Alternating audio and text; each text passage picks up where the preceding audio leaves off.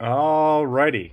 Oh, Ghost just subscribed to the channel for 7 months. Oh, thanks, bud. Appreciate it. Thanks for joining us, and thanks for the subscription. Really appreciate it. Great way to kick off the start of the show. Welcome to...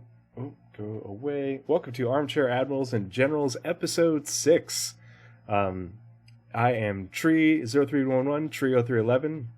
With me down on my right is our sailor representative. Mike Cobb, say hi. Hi. And Atira Kell on my bottom left.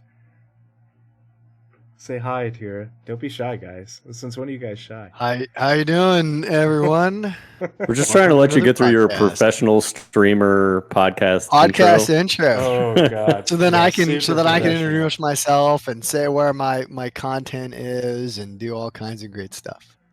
Yeah, and we are the Armchair Admirals and Generals, and we're here to talk about Star Citizen and some Star Citizen related topics, colored with a little bit of influence from our various military perspectives. Night Cobb, why don't you tell everybody, that way everybody knows who you are, where they can find you, what your background is, and then we'll move on to Atira. So I'm Night Cobb. You can find me on Twitch. Soon again. I will start streaming again. I took a little bit of a break, mainly due to Star Citizen stability and some various things going on at work, kind of taking up a lot of my time. But I will start streaming again soon, I promise, for those 3 or 4 of you that enjoy watching that. And then every once in a while I publish a really cringy YouTube video, not nearly to the quality of Atira over there. One day I'll figure out what kind of content I want to actually put out on YouTube. It's not today though. And as far as my background goes, 16 years in the submarine force for the United States Navy, doing nuclear propulsion plant things. I was once a reactor operator. These days, I'm more of a supervisor. So yeah, Awesome. That's me. Thanks so much. Atira, your turn, man. Yeah, hey, I'm Atira Kell. You can find me on YouTube /Atira Kell. Where me and the guys at Ammo, which right now includes a lot of Night Cobb there. We do Star Citizen shenanigans and we do some other stuff like Conan and stuff like that. We do a variety of games, just trying to have a good time. We have recently started recording and putting out videos on Star Citizen again because I mean obviously 317, but the promise of the wipe we kind of backed off, and then boy 318 was rough until 0.2. But we're back into it now. Now we're having a good time doing as much of it as we can tolerate and knock it out. Yeah, so I'm in the Army. I've been in the Army for 21 years, 2 left before. Well, no, holy shit. No, 22 years. I have 2 years left. Retiring at 24. So, nice. Yeah, I was up. Yeah. I was an armor officer back in 2003. For 3 years, and then I've been an intel officer ever since. And yeah, that's me. Right on. And yeah, if you're new to the show or are just checking us out for the first time, I'm Tree0311, Tree0311. 0311 is just what we call it in the Marines. But I'm a former Infantry Marine, enlisted way back in the day. Had a 10-year break in service, and now I'm in the Army National Guard. Been doing that for going on 7 years. And I'm in the Army National Guard. I'm a critical care flight paramedic, and I also do that on the civilian side. So that is my background. So we've got a full-time career Army officer, a enlisted soldier who's a prior enlisted Marine, and a senior enlisted sailor, and if you're a follower of the show and have been a part of my Discord, part of the community, you'll know I made the announcement that we are bringing in some new faces onto the Armchair Admirals and Generals team. And the plan is still to bring them onto the show. I just have been so busy, I haven't had a chance to adjust all of this that you see in front of you to accommodate more people and different people, because I wanted to do it justice, make it look good. Give each of the other people their own little backgrounds and such. And my goal is to make it so that way I can easily plug and play pieces based off if we have 3 people or 4 people and who's going to be on the show. So he's replacing us, y'all. Just letting you know. Yep, we're gone. We tried to fight it. He's already squeezing us out. That's right. I got so sick of their shit, and in order to allow more veterans and content creators from the community to be able to share their thoughts and get a little bit more variety in there, as well as to make it so that way, if I wanted to record an episode and Nycob is away at sea under the waves somewhere, or Tirakel is busy hamming it up with a bunch of generals, we would still be able to do so. So just to let the team be flexible in terms of getting out podcast episodes. And so next month, the goal is around like the 3rd week of the month when I'm home, is to be able to record episode 7. And before that, on Pathfinders, the Pathfinders podcast, Nazareth and I want to do a Spectrum Pulse on components and subcomponents. And so I'm going to use that information to create the resource document for the Armchair Admirals and Generals episode, where we talk about what our thoughts are in terms of engineering gameplay, resource management with components and subcomponents, how that's going to how we see that playing out, and what we're looking forward to, those sorts of aspects of the conversation. So, before we hop into the episode, one last little piece of housekeeping. Just want to remind everyone, if you missed the news, if you're not in my Discord or don't follow me on Twitter or whatever, I did finally finish my boarding actions video. I'm pretty proud of it. It's not the best video ever, but I think I'm very proud of how it came out, given that I did it all while working in my hotel room in San Antonio without my setup back at home. So had to tweak a lot of different things and adjust things on the fly to make it work, and deal with my laptop freezing like a dozen different times trying to render things. So it was a bit of a struggle to get it done, but I'm pretty pleased with it, and that is going to be going live tomorrow on my YouTube. I'm gonna did one of those little premiere things, so having a little watch party, and so you can check that out, youtube.com/ @ the little @ symbol tree0311, and it's 1 p.m. my time, so 2 p.m. Central Time. So come check it out. If you can't make the premiere, by all means, just add it to your watch later and check it out later. Let me, please consider giving a like and a subscribe, as well as leaving a comment down below. I'd love to hear your feedback.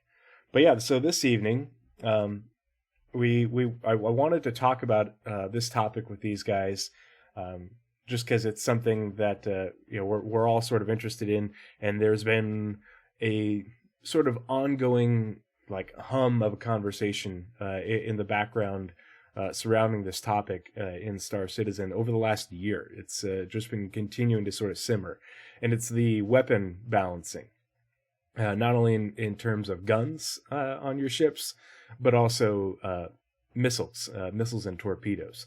And so I wanted to bring these guys on and pick their brains a little bit, hear their thoughts about where they think the balance is going based off what's been said, what their thoughts are on that information, and what else they'd like to see. Before we get into the questions that I have for these guys, I wanted to just drop a few links in chat in reference to what we're talking about. Yogi Klatt, and I always brain fart about what his actual title is. But Yogi's the guy who is basically in charge of anything in terms of the weapon balance and the sort of the vehicle combat experience. And so I'm going to drop a couple links in chat real quick. The first one is a... here we go. The first one is from a conversation on Spectrum right about, it was April last year. talking about changes to missiles and torpedoes. So there's that one. Because there was a bunch of changes to missiles and torpedoes last year in terms of damage, how fast the missiles and torpedoes fly, and as well as their maneuverability, their flight characteristics. They did a big old balance pass on that, if you remember that, during the 317 branch. And then here's the other quote. This one is a reply from Yogi to another Spectrum post in March of this year in regards to weapon balance for guns. And then there's a video that I found that got me thinking about the topic. I'm going to post the link to the video. It's on YouTube. It's by Hybrid V Audio or Hybrid 5 Audio. And this one is sort of a speculation video on the different ammo types that are in development right now over at CIG for Star Citizen. They talked about the flak ammo in the monthly report for last year is the first new ammo type that's being in development, but they're also getting started with several others. And when we get into that, I'll list them off for you. But you can see them on the progress tracker. They're in development right now. It's going to be interesting to see what they have going on. So, that being said, Night Cobb, how do you feel about the way ship weapons feel right now in terms of feel and function? Okay, feel and function. I like some aspects of it right now, but like a lot of the community has gotten, the hot take, so to speak, is, there's a growing frustration, and I've got it too. It's more along the lines of what kind of balance can we achieve now to make decisions in the interim feel more interesting rather than straight up aesthetics across a different weapon type. So just to clarify, the example I'll give is I like that there are differences right now between ballistic repeaters and Gatlings and cannons. What I don't like is there's not a single iota of difference between, a Tiger Strike ballistic Gatling and of the same size and the Mantis Gatling. There's not an iota of difference between an attrition size 4 laser repeater and the Rhino size 4 from Klaus and Werner.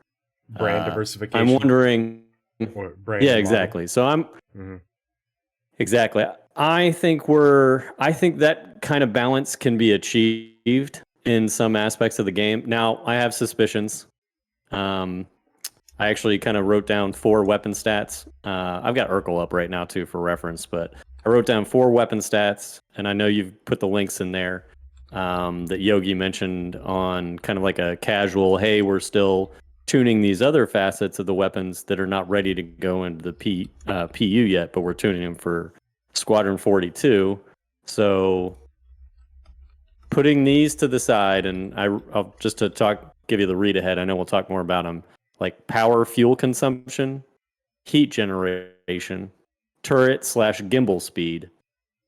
And this is already a stat, but it has just not been, and this is kind of one of those things, but I'll include it, signature increase. I don't think it really means anything right now. There is a stat that's already like programmed into the game files, but I don't know. It feels pretty uniform across most weapons right now. So I know the other 3, especially like turret/gimbal speed. They showed that video right before they came out with salvaging, and they just had this little snippet during an ISC, like, oh look, with this we can actually change the rate at which the turret moves based on the size of the weapon attached to it and stuff like that, or the rate at the gimbal moved based on the size of the weapons or components attached. I know that's going to be eventually a thing, and that's going to go into gunnery gameplay for sure. But anyway, I feel like there's an intermediate step that can be taken to provide some more interest in buying weapons, selecting weapons for your ship. And sorry, my last stat was dependability. or reliability, however you want to, almost said skin that cat. That's speciesism right there. Sorry. Peel that potato. Peel that potato. However you want to peel that potato, like basically how often you would have to repair the weapon, and obviously that's waiting on, or do maintenance on it, which would be further down the road. Oh, okay. So like the weapon, what would you call it? The durability versus durability is another good way. Yeah, like versus misfire, or jam, type reliability. Yeah. I think you could probably group that all into like one category for it, but I don't know. Maybe it is so intricate that you got to split it out.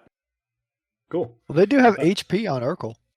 They have HP. Yeah.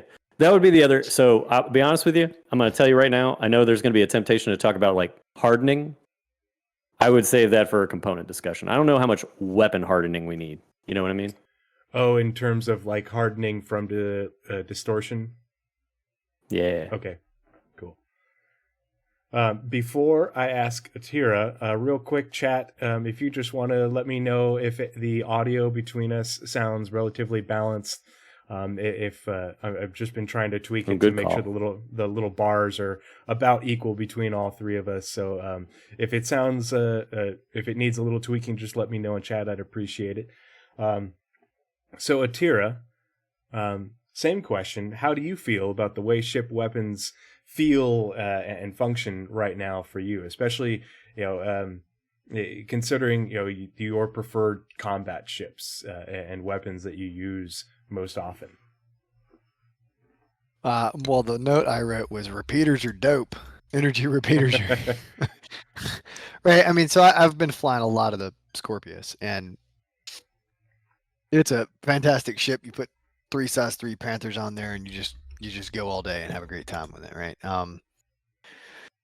I don't have any super nuanced analysis. I'll just say that I think that there is a need for them to find some type of balance between, and I know that they're working on it, right? So the interim, they're going to make here in the somewhat near future. They've talked about this. They're going to make ballistics just go right through your shields, right? Oh, they did. Is that in? That's I in. remember. Okay, well, so then I'll tell you in the gameplay that I've seen, I've not seen a lot of players. Oh, you hadn't heard. Well, sorry. no. So what they did, so originally, prior to this last patch, most armor values, and armor is, not where they want it, right? They want the ability to deplete armor essentially with weapon fire, right. So that you might start with a certain armor percentage on a fresh, fully repaired ship, but that would, as you take rounds, obviously the armor capabilities are reduced. Yeah, degrades. Sure. Thank you. But they had static values that were just a percentage, basically a percentage of damage reduction. And they're really low. They were like 10%, depending on whether it was energy or physical damage. And so they did that shield pen for ballistics in the 318 PTU. And they put it out to everybody. And they just left it that way for a hot second. And it was ridiculous. You would see an arrow melt a reclaimer in 30 seconds. So okay. Yeah, so they were like, okay, got to fix it. And it was a weird thing that they did. They decided the way they would fix it, they were like, we're going to bump all those armor values up. But they just really bumped them all up to right around the same range, minus maybe 4 or 5%. So now they're all 50%. The net effect. I was not aware of this, and I've not heard anybody talk about it either. So, well, the reason is because the net effect made essentially the change that they made completely and utterly negligible for us in the PU. Wow. So they didn't differentiate. So it doesn't feel any different. They didn't differentiate armor. How do I say this? So a size 4 weapon, ballistic weapon, has more mass, right, and potentially muzzle velocity striking into, let's say, an arrow, but that 50% armor takes that size 4 just as well as the armor on a javelin right now. Okay. You're exactly right. Okay, you're exactly right. I had not heard that. Well, Yeah, well, that's why I never saw a change, because then everybody just didn't use ballistics. Okay. Yeah. All right. Well, yeah, I mean, they got to fund something. I think probably 50% is too high in that case. And they definitely need to tier it by weapon caliber, right? Because there are some, yeah, they'll just have to work on that. So I think one of the things they could do to make ballistic weapons a little bit more prominent is to increase the ammunition carried. I don't know if I agree with that. Well, I'm not saying forever. I'm not saying about forever, but right, if you're basically for every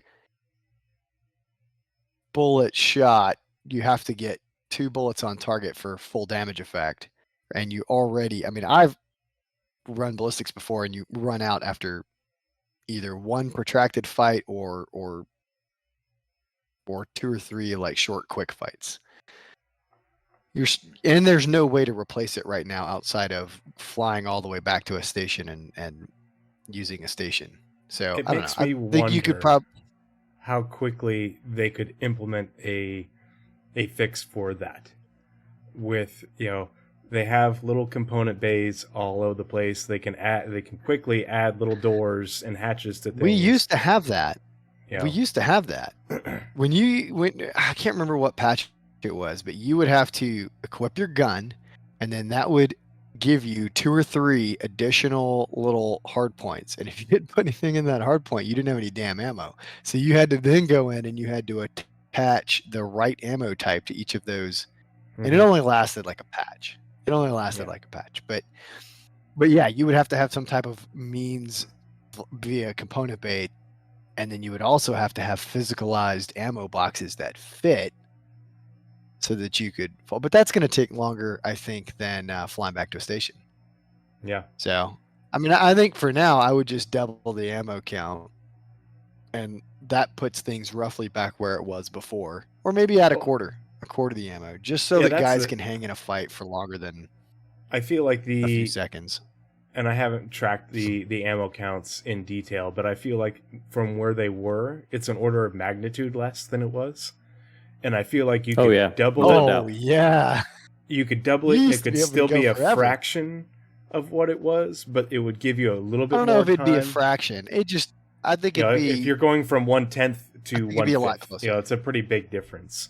And I think that would give, especially, it would give people a little bit more staying power in the interim until they can get some sort of reloading mechanic.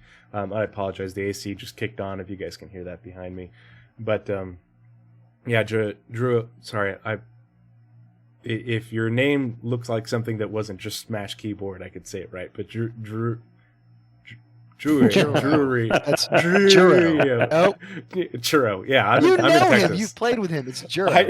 I know. I enjoyed that. Who it is. This looks like Smashed Keyboard. It was Smash Keyboard, but you bring up a good point. The amount of trigger pull time that you have is very short for a lot of these guns, and I feel like you could lengthen it out a little bit in the meantime while still giving, you still have to be cognizant of your ammo count. It isn't, I've got 6 whole minutes of trigger time. It's like, no, you've got a minute and 20 seconds or whatever, but not 30 seconds, and so you still have to be cognizant. You can't just hold down the trigger, you have more bursts, but in the interim, because that's basically 16 trigger pulls, though. If you expend in 16 and you're against a good pilot, you're probably going to pull the trigger more than 16 times trying to get a really good pilot. And so I'll make a compromise with you guys.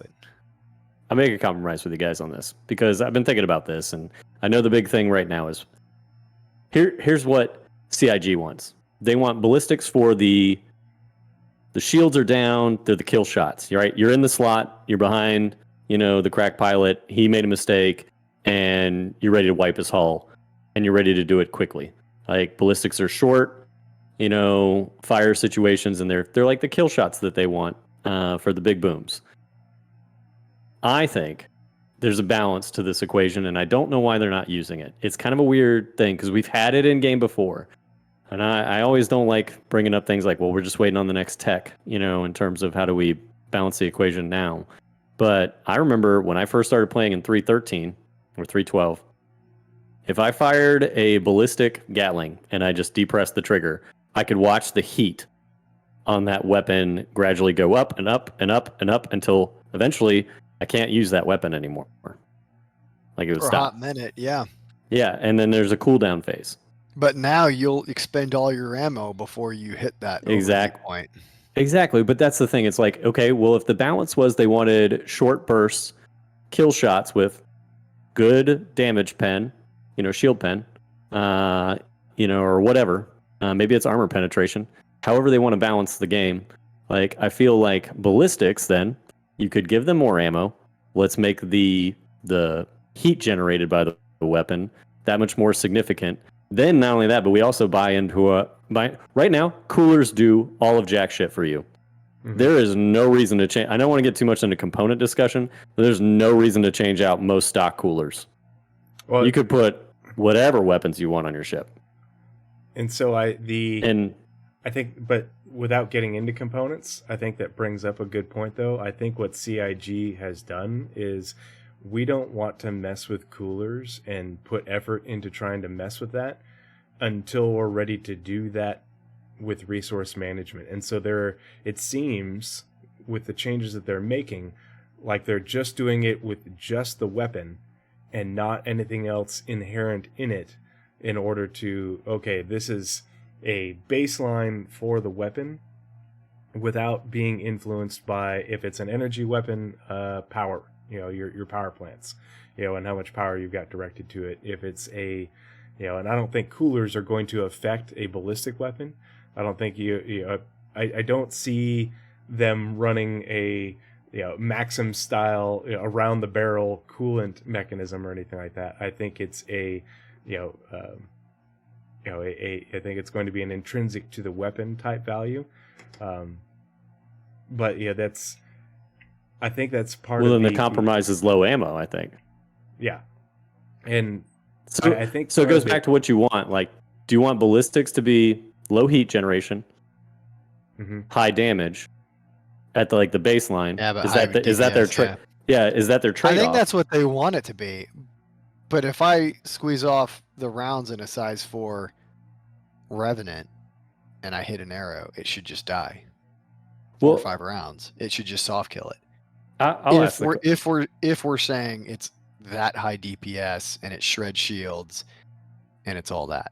Otherwise, I need more ammo than what they give me. Well, to leverage your military experience, I was kind of curious about this. I wanted to ask you guys this. I don't deal with cannons, and when we get to the missiles and torpedoes discussion, I'll have more to bring to the table on that one. But Gatlings, So I don't have any experience with Gatlings, but let's talk about I do. You do? Hit it. Okay, hit well, it. so there you go. All right, so it's and you can leverage in on 0311, this. but it's also 30331 because I was also a machine gunner. That's my other primary MOS. So I've done when it comes machine to things, Hell yeah. That's not a Gatling. So No, what's your but Gatling comment? But as far as with Gatlings, and it's the same sort of principle, except for you have more barrels. That's how you get higher rate of fire. Is okay. This is about as high as you can get with a machine gun. We're just going to add more machine guns essentially in a circle, to an extent. That's what they're trying to overcome with Gatlings. But with a ballistic Gatling, versus an energy Gatling, you still have a heat issue with a barrel versus I think you can kind of get away from it's part of you can get away from it from a sci-fi perspective, really, in that we've got 900 years of material advancements, and I don't think the barrel overheating is going to be an issue before ammo capacity, because unless that's probably right.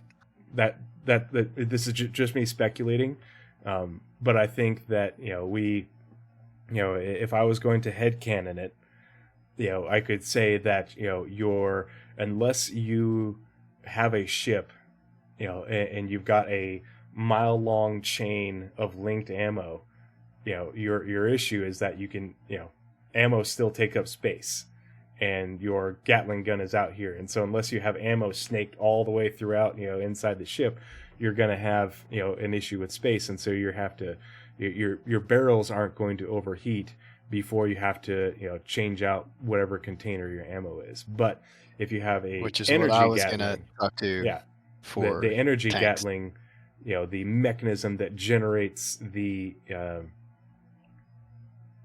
energy ammo, the pulse, the projectile, whatever it is, your laser, your emitters or whatever sci-fi technology they use. I could see those overheating, and you run risk of doing damage to those before your energy supply from your capacitor runs dry, depending on like your capacitors. That would be my sort of headcanon for it. But I get where you're going with it, and I think that if I was to pick, I would rather have heat be something from energy weapons, things that using energy to produce a projectile, versus heat being the limiting factor on a projectile weapon.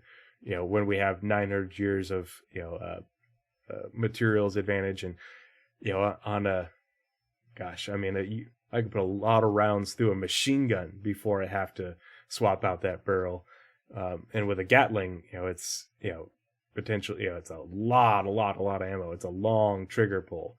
And so, I think that if you just make it that you're having to swap out ammo containers more often, it's, if you had 2,000 rounds of ammo, then that you would never, you would have to burn through that so fast, you wouldn't even reach a barrel heat issue. It would be kind of nice if they could fake the reloading thing, if they could build in a fake reloading mechanism to say, okay, kind of like how energy weapons have a capacitor bank, and you can run it dry and then it has to fill back up. If they could fake that to say, okay, here is, you've got an automatic loader system, and you've got a total of 1,000 rounds or 2,000 rounds, but for each magazine it's 250, 400, something like that. I think that would be a good way to so let me jump in and say, slow you down, because all right, a tank has 14,000 rounds of coaxial machine gun ammo on board. Yeah. So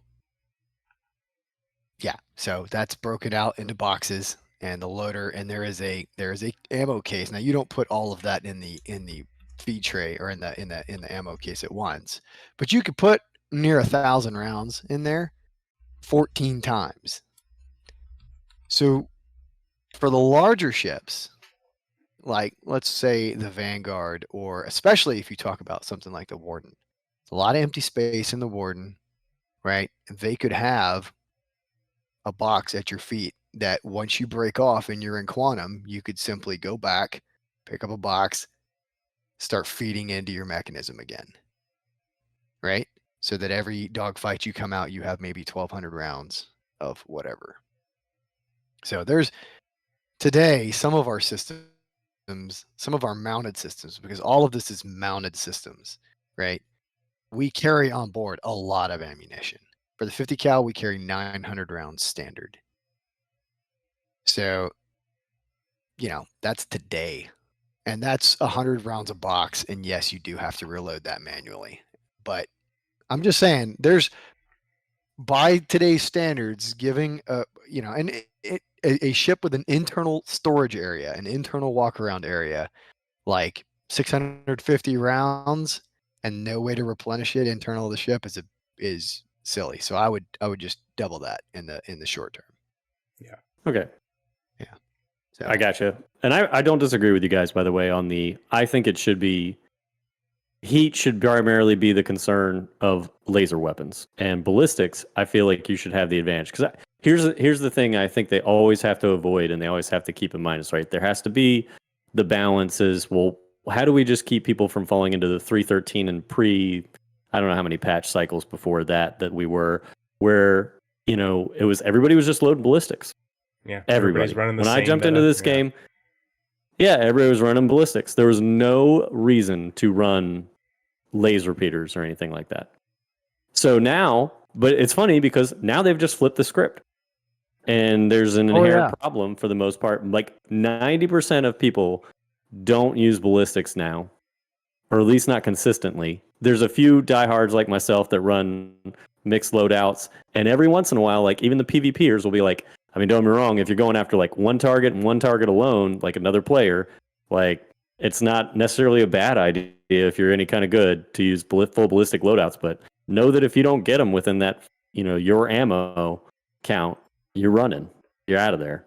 So, most people don't like that scenario. And they're like, man, if I have to disengage, things don't go my way. I don't want to quantum away. So even in those states, they're like, well, I'll just run PvP with las repeaters because I won't run out of ammo. And I think if there was... 330 ammo on a modern aircraft where the gun is not the primary weapon probably seems about right. But this world is guns. Yeah, I got you. I'm with you there too. I think so. Here would be my take that's different from y'all's. In the light fighter category, I actually don't even like the idea of internal reloads. Yep. I'm with you, Atira. There used to be a way to externally reload these weapons. You can actually see on the weapon itself, on like the ballistic Gatlings, the ballistic repeaters, and some of the cannon models, mainly the sword series, they actually have like an ammo pouch. And it's like, why don't they just recomponent that piece? And I would love to actually carry like a few extra in like the ship storage, the personal inventory, because they seem about the size of like mining component gadgets, and stuff like that. So you probably can't carry many, but if you're running a mixed loadout, maybe you can do 1 or 2 reloads before you got to go back to a station, restock them in the ship. I'm down with that. But I think we're missing I don't feel like even with a good power plant and, size 3 repeaters on the laser side, we're doing enough punishment on the heat generation for, if I say, you know what, I'm not going to run a mixed loadout. I've got, on my Saber, I've got 4 size 3 laser repeaters, and I've got 30 rounds before the capacitor runs dry.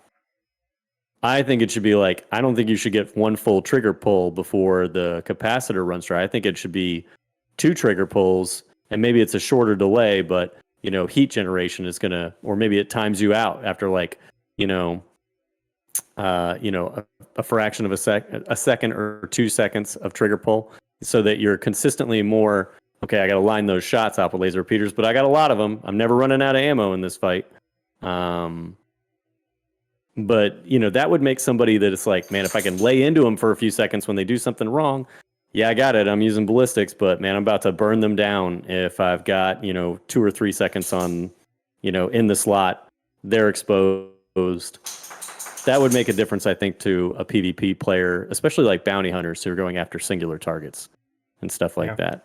I don't know. Those are my thoughts. I just don't feel like we're doing enough with to set the balance between laser repeater and ballistic of any kind. And that goes for cannons too. Like because I think that's across the board. Like you think about the Corsair, like right now the Corsair is just rocking those size 5 or size 4 gimbaled laser cannons. And you can just lay on those until the capacitor runs dry. What impetus is there for you to even consider a ballistic loadout or anything like that? Nothing, for the most part, other than the cool factor. But it would be a big deal if it's like, yeah, I've only got 1 or 2 seconds of continuous fire from those. Now, I'll offer one other thing, and this is actually a question for you guys. In my mind, there's another X factor, a variable that would go in and help determine laser repeaters versus, laser weapons. Let's just go with lasers versus ballistics. And I know disruption's kind of in a little side category of lasers. We can talk about them later. How do you feel about that weapon durability, dependability? Because in my mind, I would say the downside of ballistics, high damage, high penetration, things like that, and the ability no real heat generation would be, yeah, but that weapon's going to require more maintenance because you're actively putting slugs through it Also and jam. building up. Yeah, I would agree, right? So I look at that as, and that's kind of why I say I combine it all into one. Like, a well-maintained weapon is a weapon that's less likely to jam. You guys agree? Yep. Yeah. Okay. And don't be wrong, and this is where you can really get into the details, the minutia of different manufacturers. And I love the idea of like this ballistic cannon, the Tarantula series is high damage, slightly higher. Maybe just like 10 DPS more than the Sword series. But the Sword series is, like the AK-47 of the gun world, where it's like you could dig this thing and you put this in buried in sand. That's where my mind was going. Yeah. Put this in sand and dig it up and fire it, and like it'll work just fine. But less it's less likely to jam. Sure, we can go with less accurate, and you just dial little differences like that. So it depends on what you like. So the player that likes, I don't like doing engineering, I don't like doing maintenance. The Sword series is my gun. Yeah, sure, it does 10 less DPS, but that doesn't really matter as much to me as I know when I pull the trigger, it's going to fire. Something like that. You can leave your ship parked out What do in you the guys open think? on Hurston for 2 weeks, and you can start that thing up, and it's still gonna go shoot. The spread might be this big, compared to this big, but yeah, it's gonna function. I like that idea too, and that I think that plays into overall weapon balance and feel. In that like if I had my druthers, your ballistics are subdivided into Gatlings, repeaters, and cannons.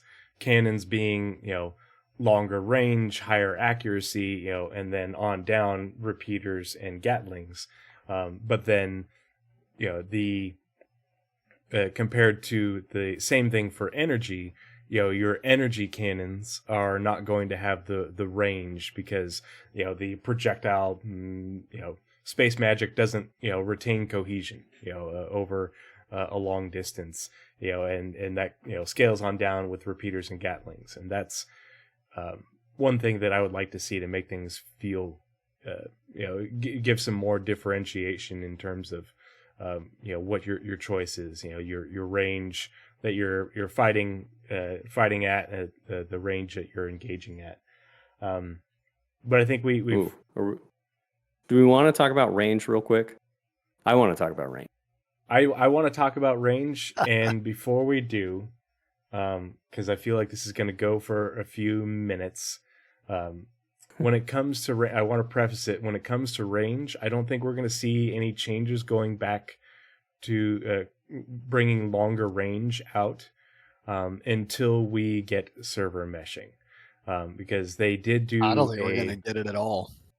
I think it's going to I don't think think we're it's gonna gonna. That's not a server meshing thing. That's a physics engine thing. He wants us closer together anyway. Oh, he always talks about he wants us but that's closer together. With dogfighting. Remember, we had ships with the scale at which weapons could reach out and shoot was a lot farther. And I get that you when it comes to dogfighting, I'm not talking about just dogfighting. I think that we're going to see a lot longer range with larger weapons, because because even though they want us fighting in closer, it's close isn't necessarily a couple hundred meters. It's within visual range. You're talking about the dog fight versus the capital ship game. Partly that, but also a little bit more differentiation between your size 4s and your size 1s and 2s. It shouldn't be like a 50-meter difference. That doesn't do anything for you, and it should. There's no difference right now. Yeah, there isn't any, and that's the thing, is there's no difference in scale between a hammerhead with all size 4s and trying to it should a hammerhead with all size 4s should be able to outreach something that is trying to shoot it with size 2s or size 3s. Because that comes back to bringing the right tool for the job. And I don't think that there's differentiation between guns in terms of right tool for the job Well, as much right now. well, let me ask you a question, because this is what I feel like, and this is. Tell me, how easy do you think this should be? Because I think it should be. If we wanted to talk about weapon sizes and effectiveness, and this is not one of the categories I wrote down, but I mean, it just seems obvious to me. Size 1, 2, and 3. For me, the idea would be, larger size weapons, cannons, everything like that, especially in the cannon variant. Let me preface this. I don't like that our pips, well, I don't like there's no real spread. I don't know what happened. Spread is gone. Mm-hmm. It's something that they data mine and put on Urkel, but it is such a minuscule difference that it seems immaterial. Mainly, again, because they nerfed all the ranges. And I feel like the range discussion becomes a thing again if we bring spread back into the equation. Like, tighter spread at longer ranges is the domain, I think, of cannons. And not only that, but then you've got that playability where you can adjust between manufacturers and stuff like that and be like, okay, slight variations in damage, tighter spread, and stuff like that. Because I get why they unified all the ranges. What I didn't understand was, why did you just make all the spreads the same? Why did you make all of that? I mean, like, there's so many ways to differentiate the weapons even within the game that we have right now, and they're just not there. And it's weird to me because I wonder about, like, I got it. They're remodeling Squadron 42 and they're bringing in master modes and all that kind of stuff. And, when they change the ship distance in combat, yes, they will have to adjust spread again. But I mean, these are just values in an Excel spreadsheet. I feel like, I mean, they're values in code. You highlight it and you change it, and then you see how it plays out. Especially when the values are grouped, and you don't have to individually change each value. It's things are grouped together. And you want to see us, instead of using repeaters all the time at the size 4 and below right now, like, because that's the thing. Like, for the most part, nobody's rocking up cannons. And for a good reason, based on ammo speed, a light fighter can literally juke a cannon round right now at a given range. You're outside 400 meters, and most fighters with their thruster efficiency can see the round incoming and juke it. So, PvPers are like, cannons are worthless. They laugh if they see somebody using cannons in combat right now. And most players don't bother with them unless they're going up against larger ships that can't juke out of the way. Like, you coming up against a Valkyrie, or maybe cannons are viable in your Buccaneer right now. But my argument would be, what I would love, even at the light fighter game, is, okay, instead of my little tiny square pip, give me like a spread circle of, on my HUD that shows I'm not going to be accurate unless I'm close within, 300 meters. If the spread circle is fully on their ship, then I know at least each round is going to land. If I'm at 800 meters, yeah, my ammo is fast and it flies quickly, but I have to know that a lot of my shots are not going to actually land on target if the spread circle is bigger than their light fighter or whatever. Whereas if I'm using cannons, maybe I do have a little bit more pinpoint accuracy at a slightly longer range. Maybe the difference is, okay, the spread circle is full on the target at 300 meters. At 500 meters on a cannon, I've definitely got it on target, but I have to know that they might juke or something like that. Like, I feel like there's a way to play with that now, with spread of weapons, and that'll make people make decisions even on light fighters. Like, do I want cannons or repeaters? You don't even have to change the user interface, really. You just keep the pip system the way it is, and just let us know that some of these rounds you're going to have like a 1% or a 2% or whatever spread on your volley. Yeah. And some of that's going to miss, some of it's going to hit, but it would alter the, and then you change it by weapon. Yeah. Well, and that also alleviates a lot of the workload on the server in terms of physics calculations by giving it a chance to hit within the spread versus having to actually calculate the spread for each, the a randomized spread for each round based off of an accuracy value. And Well, I having don't to know that track they're going to each. move away from that. Well, So having this to. is the thing. But that's the thing is that's part of the issue with server meshing, and people don't realize that this is an issue.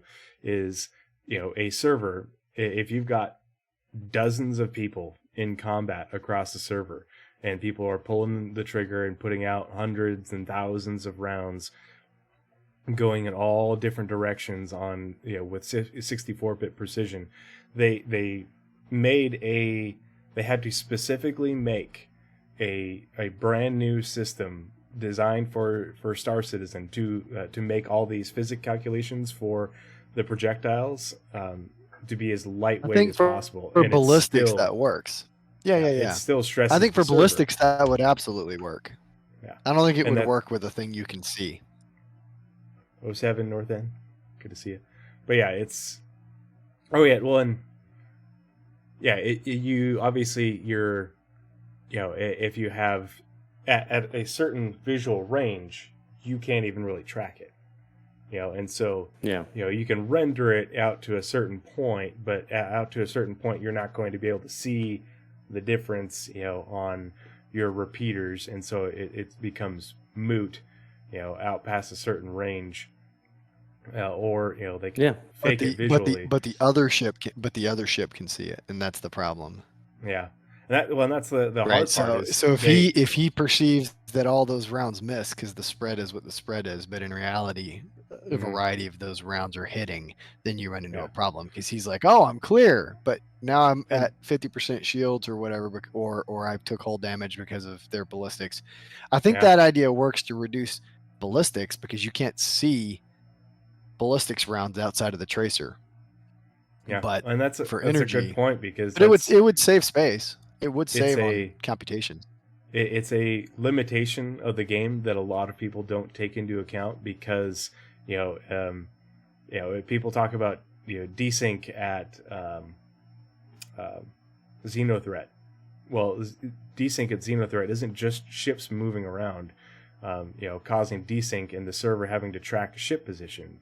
The server is also having to track projectiles, and that's a huge... I'm sorry to interrupt. I'll be right back. Oh, must be the dog. But that's a huge issue for the server in terms of tracking a big scrum, a big furball.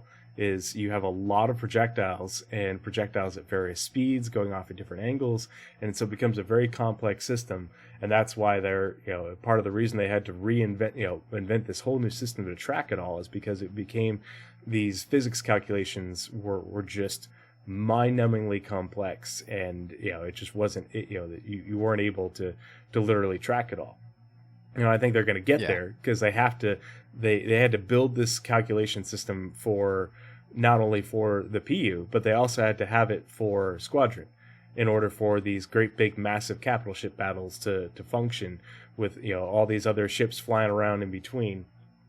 The physics calculations get nuts, and so it has to work on the client, but it also has to work on the server side, and that's where we're running into the issues. The server with a lot of people getting into combat gets into trouble, having to track more and more projectiles running around, and they have to get to the point where they can spread that workload around and continue to optimize that system. And so that's why, I want to see weapon ranges. Granted, we don't have the big guns yet. We don't have size 7s and size 9s running around, on our own ships, but I do want to see more diversification with ranges, but I don't know if that's we do on some things just yet.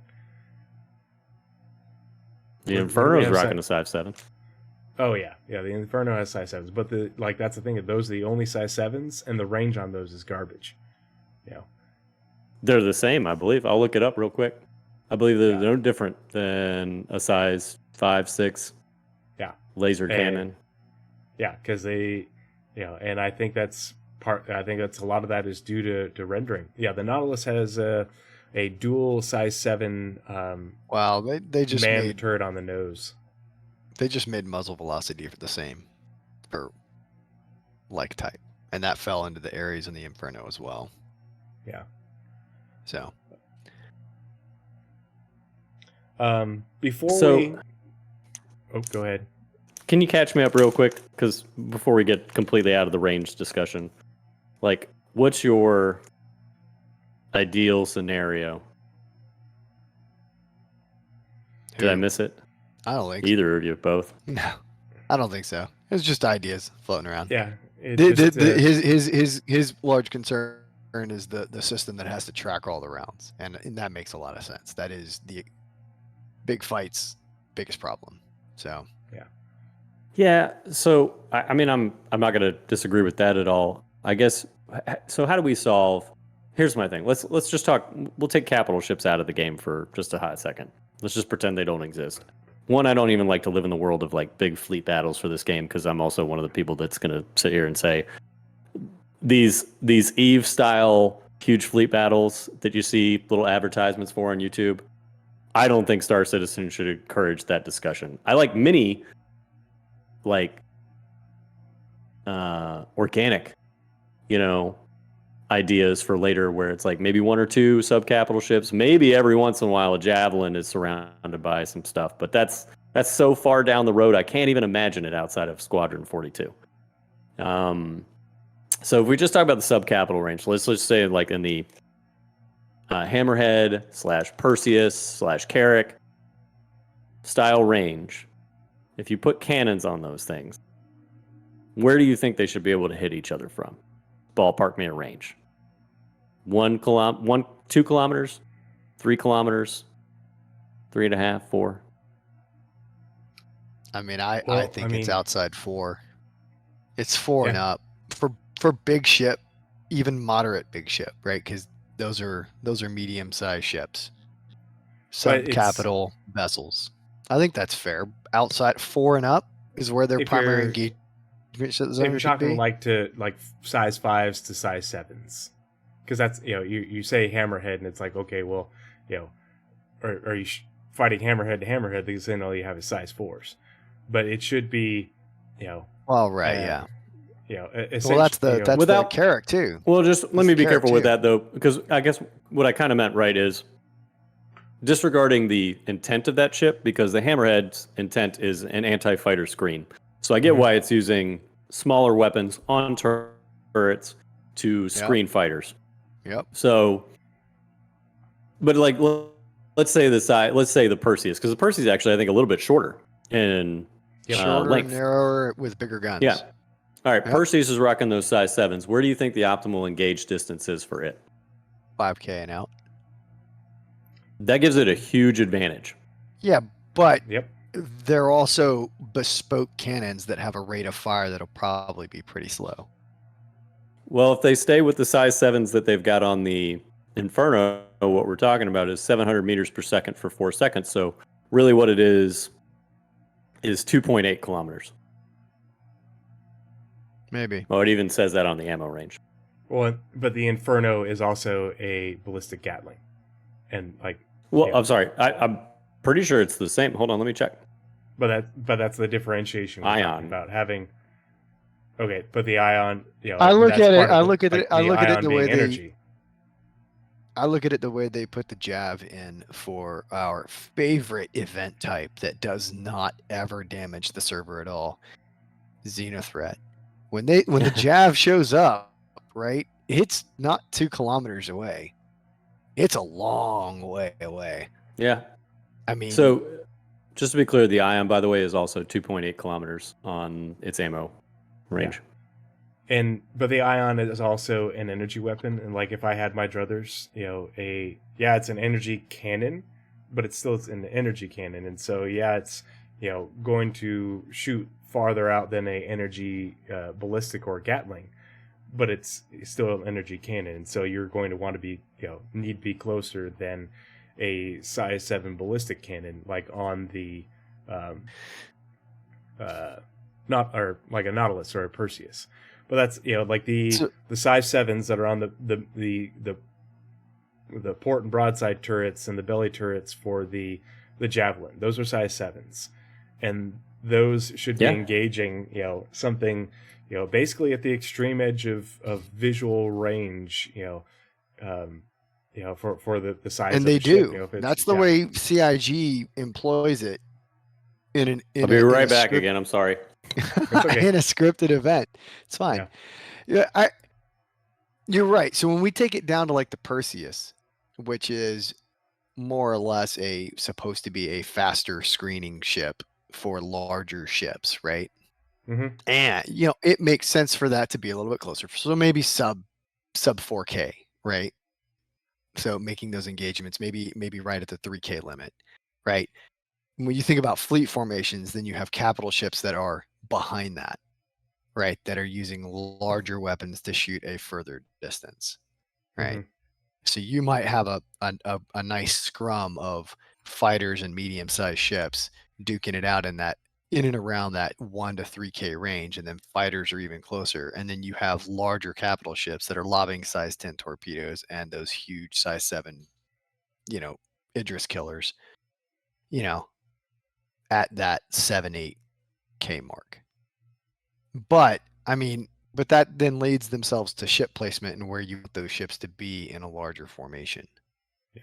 Which, if an effective range for these larger ships is right, whatever, then, and you can get close, right? And you can just get super up front and personal with them. But I think that would be, risky. Right. So I don't know. It's an interesting discussion, but I feel like pushing cap ships that close together is a bit silly, and even the sub cap ships that of the Perseus variety, because Perseus is an anti-cap ship. Totally agree. Patrol vessel. Totally agree. Pushing him within 1,500 meters is silly. He doesn't want to be that close necessarily. He wants to be able to see that round coming and see if he can move. Right. Whereas larger ships like Idris and Javelins, they tank those things. Yeah. Or they should be able to tank those things. So just to be clear, right, and this is where I agree with you. I think we don't have quite enough variation in the size category in terms of range where we start talking. Because right now, and this is why I wanted to compare it to, the size 5 laser cannon, and M7A by Bearing. Guess what its range is? I could look it up, but tell me. It's 2.8. Okay, that's so a what long you're saying way. there is so what you're saying there is a Corsair, which can mount size 5s, all on its nose. Corsair has the same long range capabilities that a Perseus with size 7s does. And don't get me wrong. That's like, for me, size 5s is okay. That's okay for size 5, but a size 7 needs to be out at like 4 or 5 K. So a couple, a good 2 kilometers out farther. But that's the other difference, is those size 5s aren't going to do jack shit to a Perseus. Probably a whole lot of not much. Size 5s are the entry level for anti-cap ship firepower. No, right? size 7 is entry level for cap ship, for anti-cap. No, size 5 cap and ship, size 6 is for anti-large. So your size 5s and size 6 are what you're going to be at. Size 5s, you're going to be at the bottom edge of trying to hurt a Perseus, a Hammerhead, a Nautilus. That's the bottom edge. And so, but that's the difference in that, your Perseus doesn't have much in the way of defense against a Corsair, but a Corsair isn't going to, knock it out, in one go with its size 5s, because it's got the lower edge of what's going to be damaging that. And, and so the Corsair has to watch out for the Perseus's escorts. The Nautilus, probably isn't going to be able to track the Corsair with its size 7 turret on the nose, but it's got the turrets on the sides that are size 4s, I think, that are dual, which, if the Corsair gets in too close, he's going to have, be in for a world of hurt between those and the missile turret. And so that's the balance of it. And the range thing is an interesting topic, and I don't envy CIG in having to have that range balance after, on top of having to balance in armor and balancing shields and shield emitters and components and damage or weapon types, or ammo types. It's on top of different types of weapons. Like it's they have. I think CIG is potentially regretting adding so much to the equation. When you think about how much, I agree with you. Here's what I would offer as the simplest form of solution. Like I said, I think it boils down to, if you want to create variety in the weapon types and their capabilities and give them a specific purpose, I think if you nailed it down to slight variations in heat buildup, we've already got this ammo capacitor pool, so I'm going to just put that to the side for a second. Heat buildup, the spread, coupled with range, because that's really you get a 2-for-1 package deal there, in my opinion. All right, and then for the two types, just ballistic versus laser, obviously ammo would be the big part. And this is the part I don't like including, but I'll include it simply because we know they're going to be doing it with components and stuff like that. So I have to imagine it's going to be also with weapons, and that's durability / reliability, whatever you want to just put that all into the same category of maintenance, And if you kind of stuck within those fields, you might be able to simplify it to a certain degree. I'll be honest with you, the ammo type thing, I'm struggling with the ammo types. Like the fact that they want to include those in the game, it's like you don't have a system that's already complex enough that it's hard to juggle. You want to give us different types of ammo that do different things? I love it. Let's go. So many things to do. I struggle with that. It's like, well, why are you making? You already have. See, that's the thing though. Like it's already very complex, and there's already room for a lot of depth. They're just choosing not to use it right now while they play balance games. And when I saw the ammo things, I was like, how do you even begin to balance the game when you throw in additional variables that you haven't even tested out yet? We haven't even seen. Like, I don't even know. And it's already like, you've got a lot. You got a lot to work out, especially because one last point on that, because the thing that I haven't talked about a lot, but I think is a big discussion point eventually, and we'll share it later more with the components. What do these things consume in terms of fuel and power? Because eventually fuel determines all your ship system's power. Yeah, you got capacitors for the weapons, but the capacitors have to be recharged by your power plant. So right now, the only thing that draws power is your thrusters in terms of hydrogen fuel. That's going to change. So that might be another great equalizer, by the way, on the laser game. It's like, well, ballistics obviously don't require power, but they require bullets. Efficiency. So if you run, yeah, exactly right. If you run full laser loadouts, do you run out of fuel faster? I would like that. It changes your logistics game of, you're having to I refuel like more that. often versus You're cool rearm more man. often. Yeah, I would too, and I think that makes sense to me. That's a good segue though, because before we move on to ordnance, which is missiles and torpedoes, and maybe we'll talk a little bit about mines and bombs. But I wanted to ask you guys, and let's not go into all the different ammo types, but I'll just list those off here in a second. But I want to ask you guys, what your thoughts are about why CIG is, getting to work on these right now, because that's the big question for me, is why right now when they have so much balancing to do. The only thing I can think of is that they want to potentially include this into Squadron, and that's why they're doing it now, because they're working on balancing for Squadron. But so yeah, before I ask, and I'll ask Atiro this first, and then Nightcob, will let you give your thoughts. So the different ammo types are disarray. Actually, real quick, I'm going to pull up the description. So I'll read them off, and I'll read the descriptions. And give me 1 second, chat. I actually got it up if you want me to read it. I got a laundry list of pages from all the stuff you sent. All right, so we have disarray ammunition, this is a new charged ballistic projectile that emits electromagnetic pulses, helping to not only damage the target but also disrupt power systems. So essentially, it's distortion, but for ballistics. I hate that. I could get That it. is energy. That is ballistic neutron cannons. Yeah. And I hate those it. actually I go think into that's silly. production at the end of this month. Flak ammunition, which is in production right now, was mentioned in the monthly report.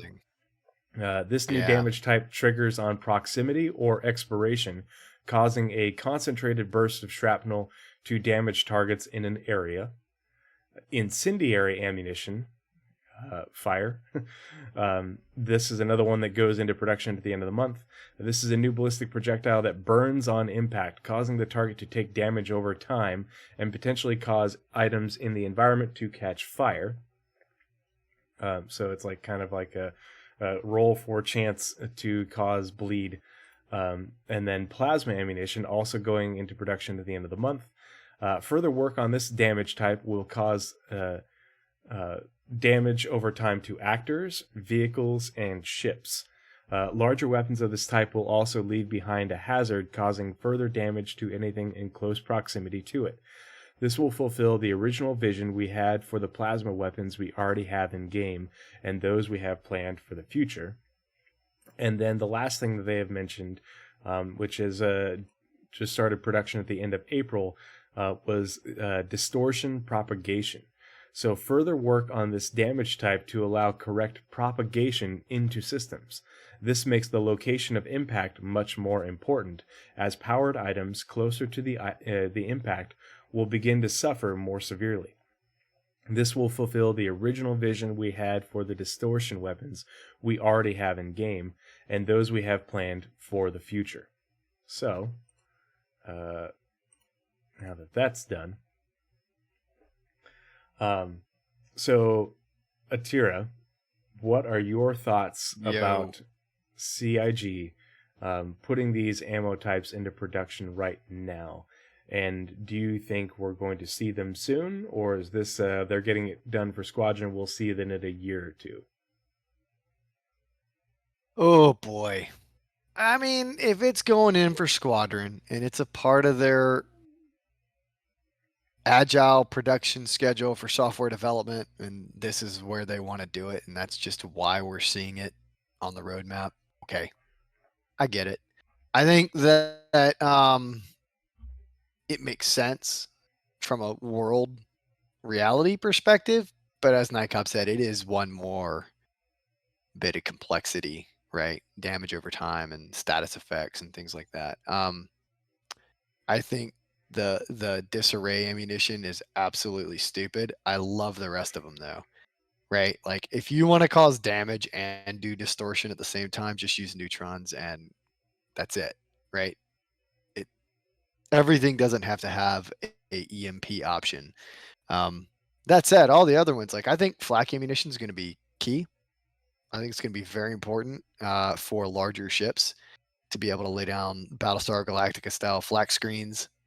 I think incendiary is going to be a little bit more important than plasma for like artillery or for orbital bombardment, right? If you want to just set somebody's base on fire and laugh from orbit, right? It's going to be pretty important. I don't think it's going to matter much for ship combat. I don't think you're going to see people flying around using incendiary rounds. Although I will say the primary caliber 50 ammunition issued for tanks is armor piercing incendiary rounds. So every single round has like, I think it's white phosphorus, but I'm not 100% sure, but it's an incendiary round. And so when it strikes the target, it starts, or when you fire it, it starts burning. It strikes the target, it penetrates, and it's just burning on the inside. So that is like the go-to ammunition for wartime usage. So, I mean, that'll tear up the inside of your ship. So it might be worth using armor, incendiary rounds for ballistics, because it could just start screwing up your internals damage over time to components and internals versus the exterior of your ship. Atira, can you move your mic a little bit closer to your face? I can. Does that help? There you go. Perfect. Thank you. Okay. That way you and Night Cop are about equal. Part of the ship. Yeah, part of the ship. Part of the crew. I don't think we need to see Part of them the crew. right now Part of the ship. in the Yeah. PU, right? I think that's silly. And let's I get hope standard we don't. ballistics and energy. That said, I think long term, I think they're good to have planned, good to include them. I think there's battlefield uses for all of those. I think you can, not strategies, but you can certainly play around with some tactical employment uses to generate effects to get your enemy to do something. Right? We know that's going to work on NPCs because they've just last week, I think we're talking about, they got a little bit better in having NPCs highlight high risk areas where they're going to take damage over time from things like fire or electricity or whatever, and then they have to make a choice. Do I make the risk to go through that, or do they canalize to one direction, right? So you have the opportunity then to lay down fire screens or plasma fire screens that force NPCs to come a specific way that you want them to, or players for that matter, depending on what you're doing. That's what I'll say. I'll leave it there. Night Cop, what are your thoughts on the damage, or not damage, the ammo types, and then distortion propagation? Because distortion propagation is what they had. They're rebuilding, reworking the system for distortion to function how they want it to. Okay, so I'll kill that one first. I like the idea of distortion propagation in terms of where a distortion repeater or laser cannon or whatever lands on a target affects local components. I think nobody has any issues there, right?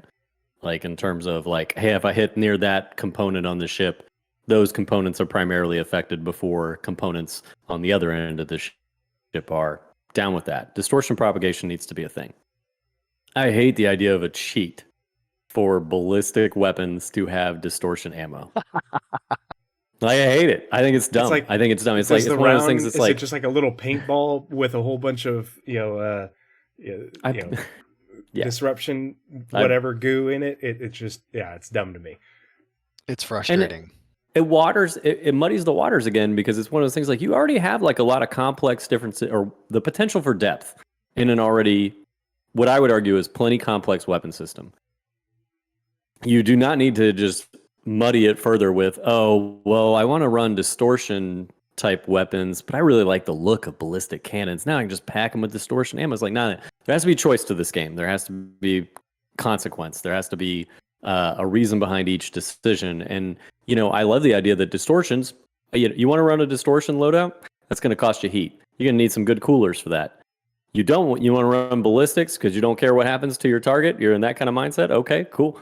That's the payoff, and you don't have to worry about your coolers as much, because weapons won't generate a lot of heat. There's still it's like a cheat then, and it bothers me a little bit. Now, the incendiary ammo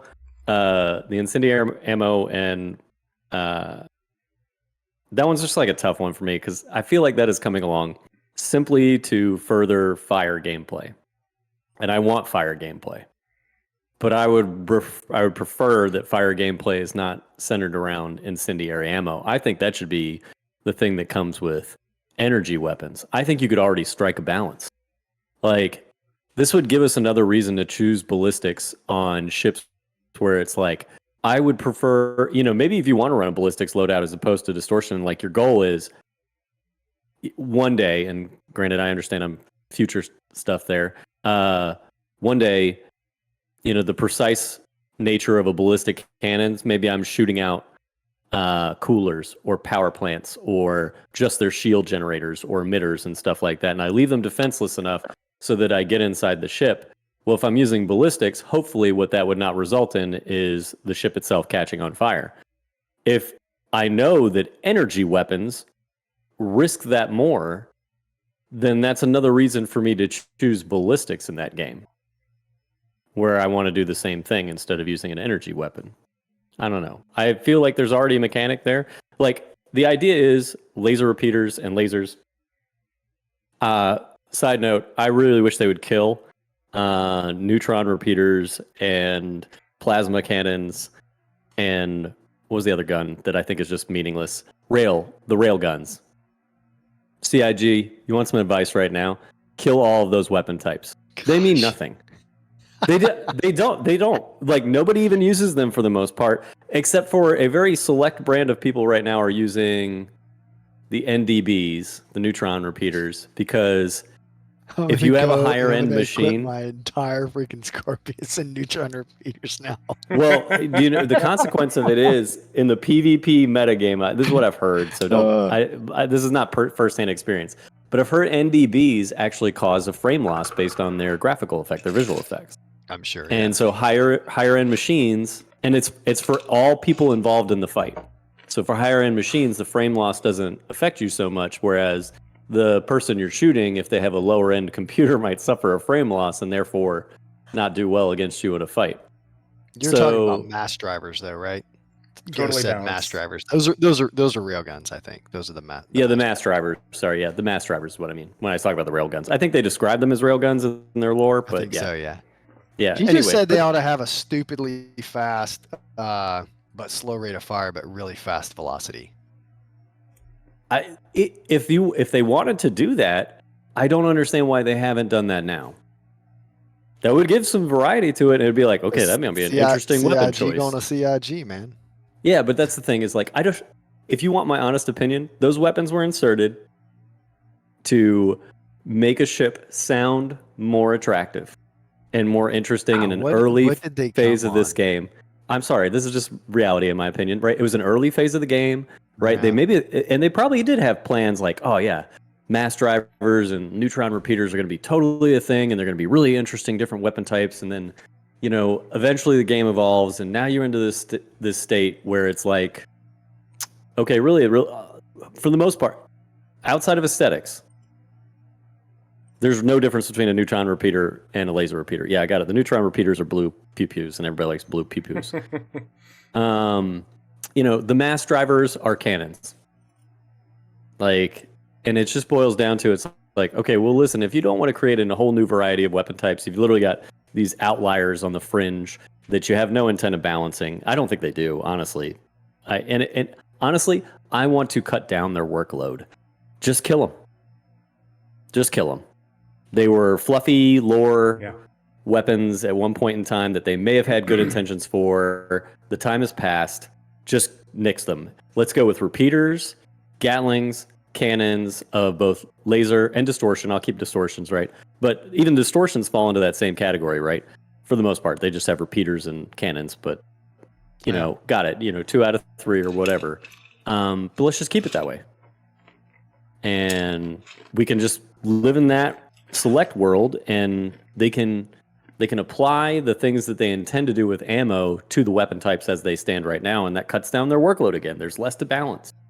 Yep. Like, if you throw in the fact that they've got to balance different manufacturers with different, you know, outside of the aesthetics, like, they really don't have time for ammo, in my opinion.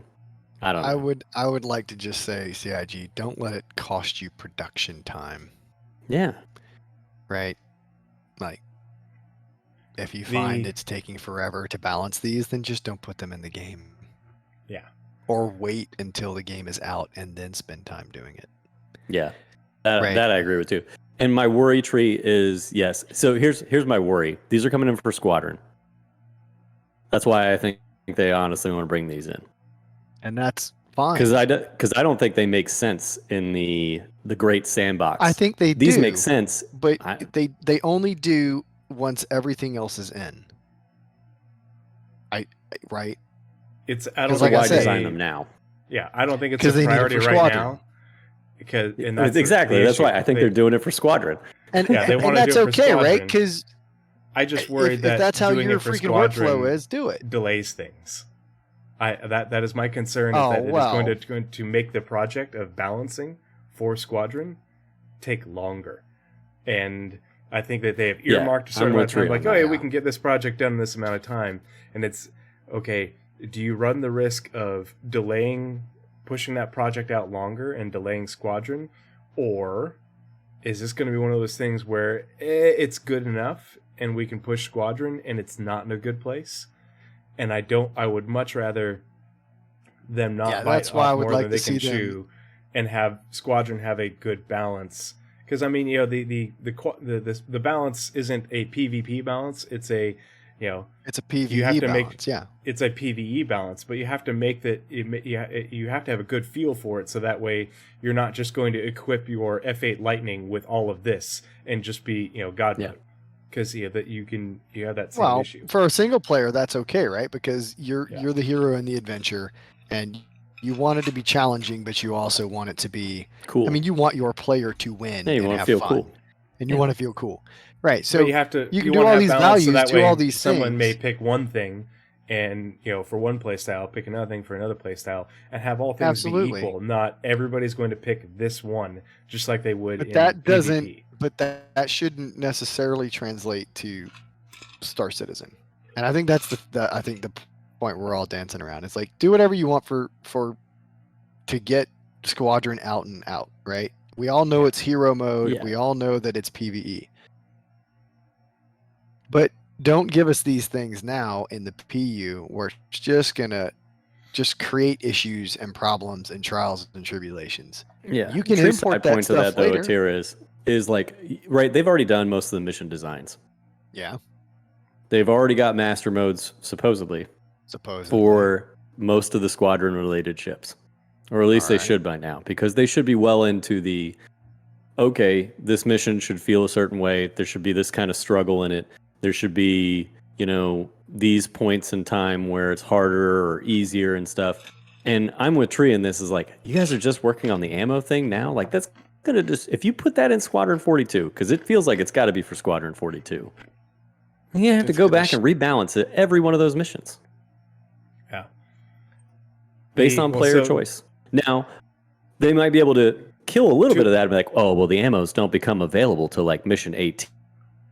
And to be fair, 18 through 20, you know, you have the logistic supports of those, you know, and it's like, but still, it's like, God damn it. To be Work fair, with what you got, guys. Get the missions done. Yeah, to be fair, on the progress tracker, the ammo types aren't listed under Squadron 42, just the PU. So that begs the question, is it, like Atira mentioned, is this a staggered development thing? The weapon content team has time to work on it right now. Because if you look at their schedule, it's like, okay, there does seem to be a gap in that, okay, well, this is what they have time to work on. Distortion propagation being for both. But, you know, and I'm going to close this off on the gun part before we move on to missiles, because we're already at over an hour and a half total. You knew this was going to happen. It always does, but at the same time, it's good conversation. We're talking about weapons, for fuck's sake. Yeah, and I talked for like the first 10, 15 minutes anyway. So, I totally agree with you guys in that I hate the idea of the distortion ballistics. I think that's dumb. I think that's dumb. If you want distortion, you pick specific distortion weapons, and it's a niche. Yeah. And you need to use that niche in conjunction as a part of a good coordinated tactic, an assault where you're running all distortions and you're following in behind somebody who's running all energy weapons to blast a hole in those shields, and at a specific point where, okay, we want the shields, knocked out behind where the main engines are, and then you're going to come into that hole, fill it with your distortion, and now the main thrusters are offline for however long. I think that's a great mechanic, because you have to think about it with distortion and really with any damage type. A lot of this is built around not so much your dogfight, because you're being able to target a specific spot on a Gladius. Yeah, good luck. But it's for your larger ships, because this is a huge part of what Wing Commander was, and then CR is a huge fan of the Descent Free Space series, where you're going up against these capital ships and you have to take out the shield generator for this portion of the ship, and it's a square on the side of the ship, and you have to go and shoot that. And that's, this is a high fidelity immersive aspect of it, where you'll be able to scan a Javelin or an Idris and know that there's power plants along this portion of the flank of the ship. And okay, if you can knock down the shields to get your distortions in there, you can knock out power to half the ship or whatever, and make things, make life hell for the night cob on that Idris, who then has to reroute power and stuff. That's good gameplay because it's a solid tactic, but it requires significant choice and commitment, and execution. I don't like the idea of incendiary ammo. I don't remember who said it on the in the chat. I get where Tyr is coming from a tank perspective, but when it comes to ships with all of the electronics on the inside and everything else that's on board, that's why it's so good. All the power stuff, you don't need an incendiary round to start a fire on a ship. You are going to have by having something, if it penetrates, doesn't hurt though. You're going to start an electrical fire, Sergeant. So that brings up a good point. So just to be clear, though, which point you bring up is this might be the use for incendiary ammo. Is we talked about this when we talked about damage control, right? If I don't want to fire, I will just make sure that there's no oxygen in space. Like, you might have all those electrical components. Even electrical components require oxygen in order to really have a fire propagation. Otherwise, it's just damage to the component itself. You get some sparks, and that's the end of the game. Whereas incendiary ammunition, I mean, I guess the argument that I don't think requires air. It does not, especially depending on the type of materials you do. What you're really talking about there is like magnesium-based like fires. We call them class deltas in the submarine world. And yes, they are usually as a result of incendiaries, pyrotechnics catching on fire. You can't just starve those by starving the oxygen component of that fire. You have to destroy the chemical reaction. Now, fire extinguishing and damage control gameplay. They should still only burn locally, but yeah, like if you take the fire out of an environment, for a room, and you had a incendiary round go through there, it's going to burn around that. It's going to burn what it's in contact with, but without air to propagate, to those other flammable things and make those burn. Those aren't. That's still you're not DPS get, though. Yeah. That's still that could be a DPS that reduces over time as it burns. Yeah. But it's still DPS. It's still just a lot of complexity though. Burning its way through your ship, melting its way through components, electrical relays, until it falls out the other side of your ship. I see. That's a level of complexity I don't think CIG wants to take on. I would much rather. No, I don't think they do either. And I don't think that it necessarily. And it generates a chance. A DOT countdown. That's all. Start it has a fire to be. Based off of what's there. Because that's the thing is the components are localized. And so if you hit this area of the ship and it has a power plant or a cooler, okay, sweet. That thing's having a malfunction. It's going to start sparking and catch fire. And catch fire the things around it. I don't think you need an incendiary round to make sure you catch the drapes on fire in the Origin 600 series. But it's going to continue to cause damage versus a stock ballistic round, a ball round as we call it. Yeah, somebody's at my door. Is just going to cause damage one time. It's going to cause damage one time, and then it's going to sit there. Whereas if you have incendiary round, it's going to apply a DOT to that area over time. And I think you may not even see the fire because it's inside your ship, but that's what I think they're going for. So. Yeah. It seems like a sci-fi way of chance to cause bleed. And I think that's, I'm with you. It's like, it just seems reaching for me. I think you should just do that with energy weapons. Yeah. I love flak. That's where I'm at. Flak will be super cool because I gotta step away. We didn't talk about. We didn't talk about flak. Yeah, I love it. But I'm down with you. I think it should just be anti-ordnance. Like that's the game of flak, in my opinion. That's your anti-missile torpedo defense for capital ships. I love the idea of you being the gunnery officer and saying, okay, you stagger your because like you have the turrets on the side of the javelin, and you say, okay. You stagger it so you have a flak wall, from 1 to 2,000 kilometers out, or 2 to 3,000 kilometers out. And, okay, you got this turret and this turret are at 2,000, and this turret are at 3,000, and that way they just put out a wall in between you and where the threats are coming from, and nothing makes it through. And that's just that's I think that's the Eclipse good defense. gameplay. Yep. Yeah. I think that's how capital ships survive against, and sub-capital ships survive against the Eclipse. Mm-hmm. Yeah, the Eclipse, the Retaliator. I think that that's part of it. And actually, let's getting into the ordnance portion. But yeah, that's I heard his rich person doorbell going off. For some reason the butler didn't answer it, so he has to go scold him and then answer the door for himself. Man, somebody's getting an ass chewing later. Yeah. What do I pay you for? You have your own closet. Yeah, what do I pay you that for? You can live in rent free, and yeah. I had to answer my own door. But I think that's a good segue. Talking about flak, I think it's a good segue into the ordnance aspect of it. And when I say ordnance, I mean missiles and torpedoes. But I think at the end we'll round it off, because mines have actually gotten some development time as of late, and I think we'll lots finish of comments it up on mines. Yeah, we'll finish it off with the mines, but let's start with missiles, guys. So same question, and we'll start with Night Cobb, because Night Cobb has actually been around actual torpedoes. And so same question as we started off with the guns.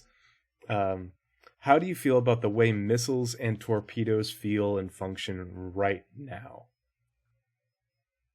Ooh.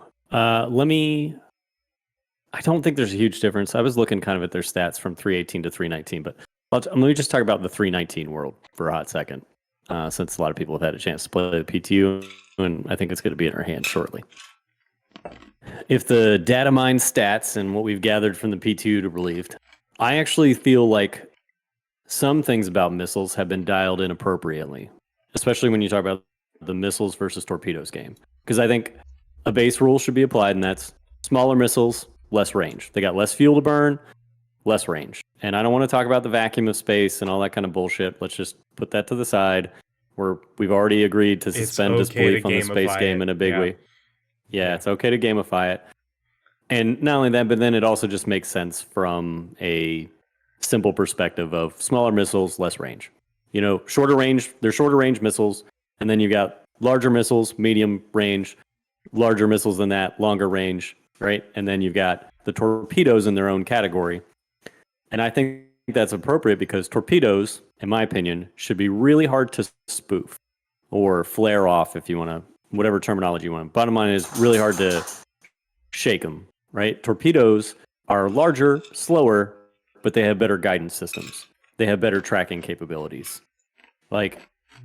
Now, for fighters, that shouldn't really matter in the long run, because they should also not be very maneuverable.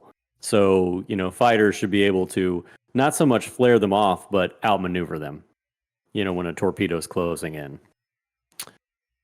Capital ships should be living in gross fear of torpedoes. And that's why I actually do like the flat cannon idea, because what capital ships should be doing with torpedoes is we need a screen, whether that's we have a Gatling turret, a dedicated Gatling turret, like even the Perseus does. And I look at the Gatling turrets too at like a certain size, it's like a Sea Whiz. Yeah, like a little mini Sea Whiz right there that's gonna, shoot down an incoming torpedo. But flat cannons would be another appropriate way to deal with it on ships with maybe less point defense. Maybe they replace a couple dedicated, what could have been, anti-mid-range ship weapons, like if they had to deal with like Connies or Corsairs, and they say, nah, it's going to be a flat cannon. And that's what we use as a screen for those, size 9 torpedoes or whatever. And I love the idea, not even just from a ship perspective. That's where I feel like flat cannons make sense for size 9 torpedoes, because I was just thinking about Jumptown the other day, right? Like if you put flat cannons on one Centurion and you parked it at Jumptown, like that's how you deal with the Moabs. That's how you deal with the Eclipses coming in and strafing with size 9 torpedoes against the ship you're trying to load up drugs with. That's a good conscious decision to make, in my opinion, for there's a weapon and I've got a counter for it. you know? But I don't like how easy it is to, in some cases, flare off torpedoes, because they are, in most modern times, the torpedoes, because they're so large and because they are, they've replaced a lot of the, a lot of the size, the fuel, the long range, and stuff like that. It's all about the tracking capability, the ability to find, acquire, and maintain a target. It's not that say you can't spoof them. We can spoof torpedoes in real life, but it's not easy. And it should be one of those things that, like, the moment, in the submarine community, the moment somebody says torpedo in the water, there's a strong percentage that it's not going to go well for you. On that same line, proximity damage, when one of those goes up, should be, I think, comparable to the way the Moabs detonate. Oh, yeah. Like, you got to kill that thing early. If it gets too close, the proximity damage alone is going to potentially disable your ship or outright kill it. Well, so if your shields are up, and I feel like you should get shook up, but I don't know. Like, well, and this is going to depend. But on a perfect on the ship. example of this, tree. If you're a Connie in the wrong spot, the wrong time, and you're near a size 9 going off, then you're going to have a really bad day. Yeah. Well, yeah. Obviously, But size matters in that game. Right now, what we have to do is we have to fire missiles at an Idris, wait for it to flare, because then we know we have a block of time where it can't flare again.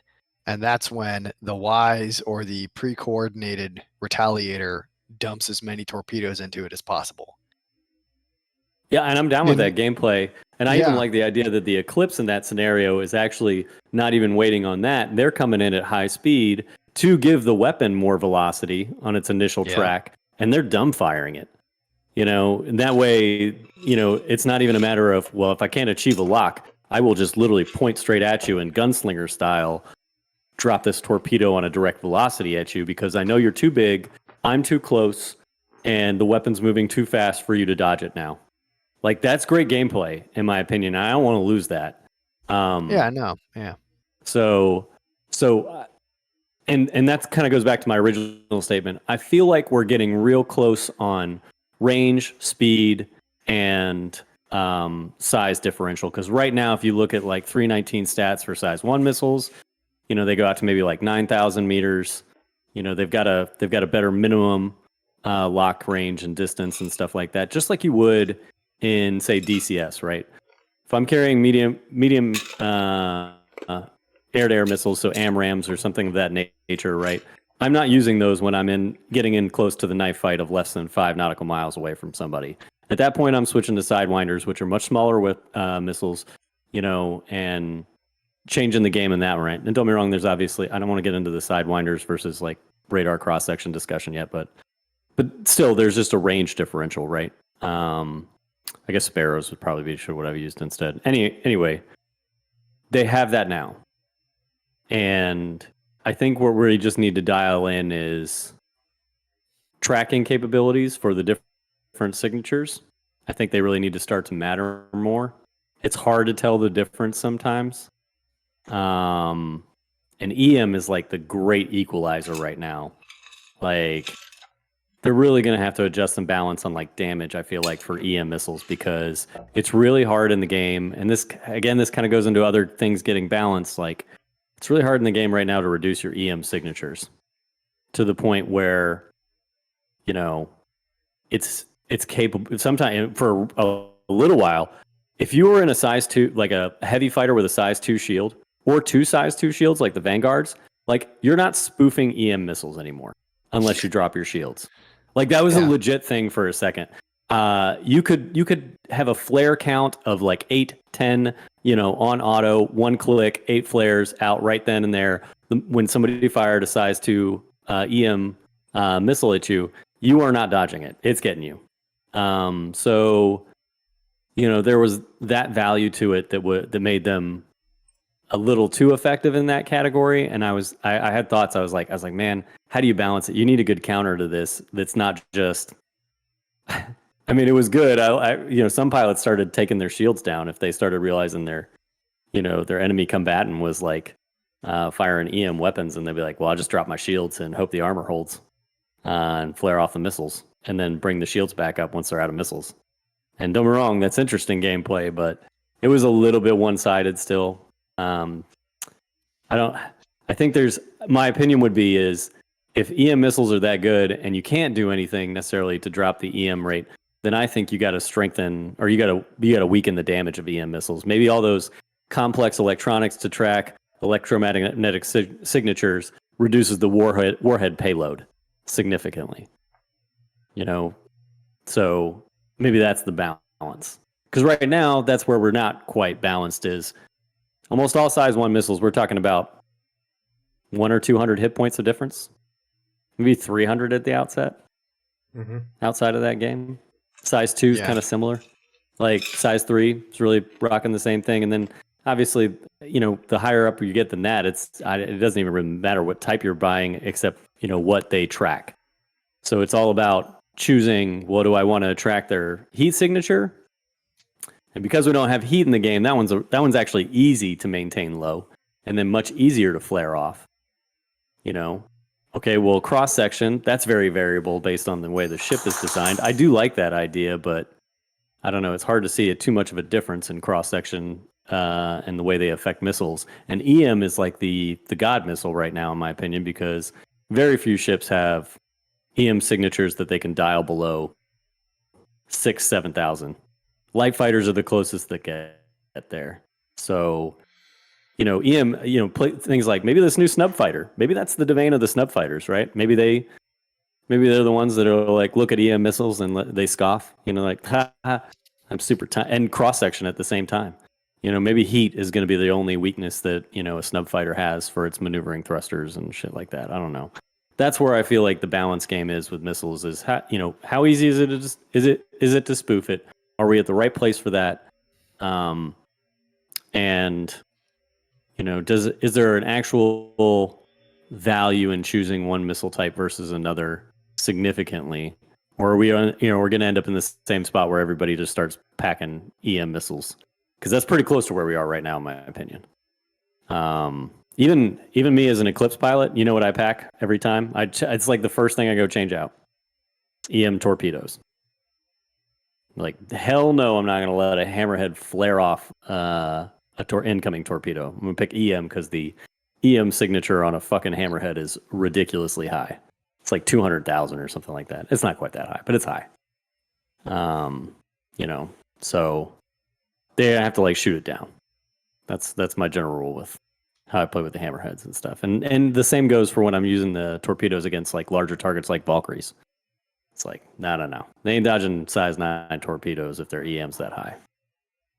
Even a Hurricane struggles with that unless they drop their shields. So, Atiri, now that Nycob's done Sorry, monologuing. my bad. No, but I appreciate you make a lot of really good points though, and yeah, I really can't disagree with much on that. But I'm gonna let Atira go first before I add my 2 cents. Atira, how do you feel about missiles and torpedoes right now? What are your thoughts? So I wrote a lot. Well, I didn't have quite the passionate, detailed analysis that Cobb had there, but I did say, yeah, they're too easily spoofed. I think, especially torpedoes. But so I want to zero in on one of the follow-on questions that was specifically missiles, torps dealing different types of damage. And I'm gonna get on my soapbox, and I'm gonna say they need to adjust the concept of the data spike missile. Oh, right. So it is the stupidest concept in the world. I'm sorry, whoever wrote this, that you want to like stick a needle inside an aircraft and make it stick while that, at a random point so that you can hack into a system. So I actually sat on with Jiro for like an hour today and we kind of walked through stuff. And one of the ideas that came out of that was It needs to be a nanite missile. So just simple, you put we're 900 years in the future, they're going to have nanites. We got some limited nanites now. Bottom line is you don't have to actually penetrate the hull necessarily. You just have to break the missile on the hull. No explosion, no nothing, but it releases nanites. Nanites infect the ship. They have limited power. And so let's see, what do we say? So tier 1 of this would be it would attack components. Tier 2 would be attack components and relays, right? And then one of the things that we talked about when we talked about that is maybe, and what that allows you to do is the same thing as the data spike missile, right? Hack into systems and influence the ship, but in a more believable, physicalized way. Another reason is you don't have to track the missile on the side of the ship, and you don't have to visually show nanites ever. So once the missile strikes, that entity is gone. It's just all background work. But you might have to shut down your ship or systems on your ship to get rid of them. So maybe they draw power from your ship to continue operations if you shut down your ship. Or in the case of a larger ship, you shut down portions of your ship to kill off the nanites that have infected those portions of the ship using relays, right? To then get back in the fight. Otherwise you get hacked. I don't know. We were playing with it. The bottom line is that data spike missiles as an idea is not really a viable thing. You can instead use something like nanites that would allow you a similar functionality without the silliness of having to stick a missile inside of a hull. Other than that, I mean, Night Cobb covered everything. He's got it down. So Okay. So his spiel was great. I agree. The majority of the spiel was good. The only thing that I have to say about, and really not missiles, well, the only, in terms of EM, I think that the way you could potentially balance EM would be in terms of, say, your lock-on range, where if you have, your electromagnetic signature. Okay, here's your signature for the amount of power you're putting out, and if you, you could say, and this isn't going to be realistic at all, but you could say that across the vastness of space, your electromagnetic signature dissipates, with particles, much more quickly than you're firing thrusters against the blackness of space, and you're going to just show up like a Roman fucking candle. But whereas your EM signature dissipates, much more quickly, and that's a range for lock-on thing versus your heat, where you throw cross-section in there is based off of your orientation to them, and material, that sort of thing. That would be my only thought about how you could balance that versus what they're doing right now. I don't know what your thoughts are on that. I'll say this. I don't know if this is true or not. I've noticed, and I noticed it most during Xenothreat. So take it with a grain of salt, because there was a lot of server issue too. But I've noticed it, and I was kind of curious about whether or not that is actually a thing. I'm noticing that signature more seems to be related to lock-on distance, because I was noticing I would have the red, like the missile would actually have done this little okay, but it would be red on a ship, and it would not go green until I got within a certain distance. But it was one of those things I'm within range, why don't I have good lock? And I wondered, I was like, man, is it because their signature for the type of missile I'm using is not good enough for a solid lock from that range? Because it was during the time of. That's what you wanted, though, right? That's what you're talking about, just to be clear. Yeah, because the other thing with that is the environment could play into that. If you're at the Xenothreat area, which is a very, space dust, lots of space fog, that would be that entire space is its own object container. It's within the game. And so that entire area has an impact on how far your energy signature is detectable in. But maybe it doesn't dissipate. Maybe that doesn't block heat as much, but it does make it so that your energy signature is absorbed, by the environment. And it's totally, there's no science behind that whatsoever. It's just a gamification for balance purposes, because that way, okay, we're going to this area for a patrol, or maybe we're going to be operating in this system, and we know that we're going to be in a nebula. Okay, let's not bring the EM missiles, because those are not going to work as well. Because that's a big, there's a lot of places, if you look at the lore, which is what I do, there's a lot of areas in the game that have massive nebula. There are systems that are just an entire nebula. The entire thing is a gas cloud with planets in it.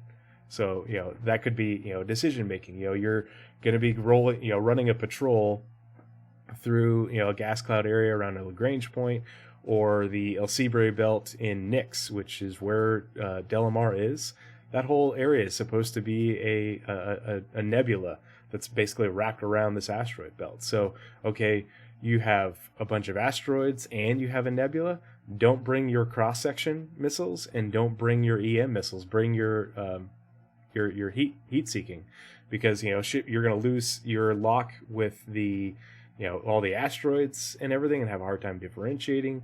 You have the environment making your EM dissipate. That would be how I would go about balancing that. It's an environmental choice. Again, right tool for the job, right location. The only other thing I had to add onto torpedoes is, if torpedoes are huge, they should have lots of fuel for burn, but they are huge and heavy. So just like capital ships, their maneuverability should be slow. Absolute, slow and poor maneuverability. Turns on agree. A 1 mile track. Stop blowing holes in my ship! Yay! I love that one. You guys couldn't hear those, but keyboard smash played the little sound. So you talked about firing a size 9 at a Valkyrie. You shouldn't be able to spoof it, because it's got a giant scanner on the nose of this thing with all the computing power that it needs in order to be able to continue to maintain a lock on what it needs to. But anything moving at an appreciable speed should be able to easily dodge just by going in the changing direction faster than the torpedo can, because the torpedo should be able to go and make a curving, sweeping turn in order to continue to track with said capital ship that's moving at an oblique angle to it, but only at 100 meters per second or whatever. Do that whole deal, versus the missiles should be able to quickly bank and turn and change direction, and be even the maneuverability should scale based off of the size.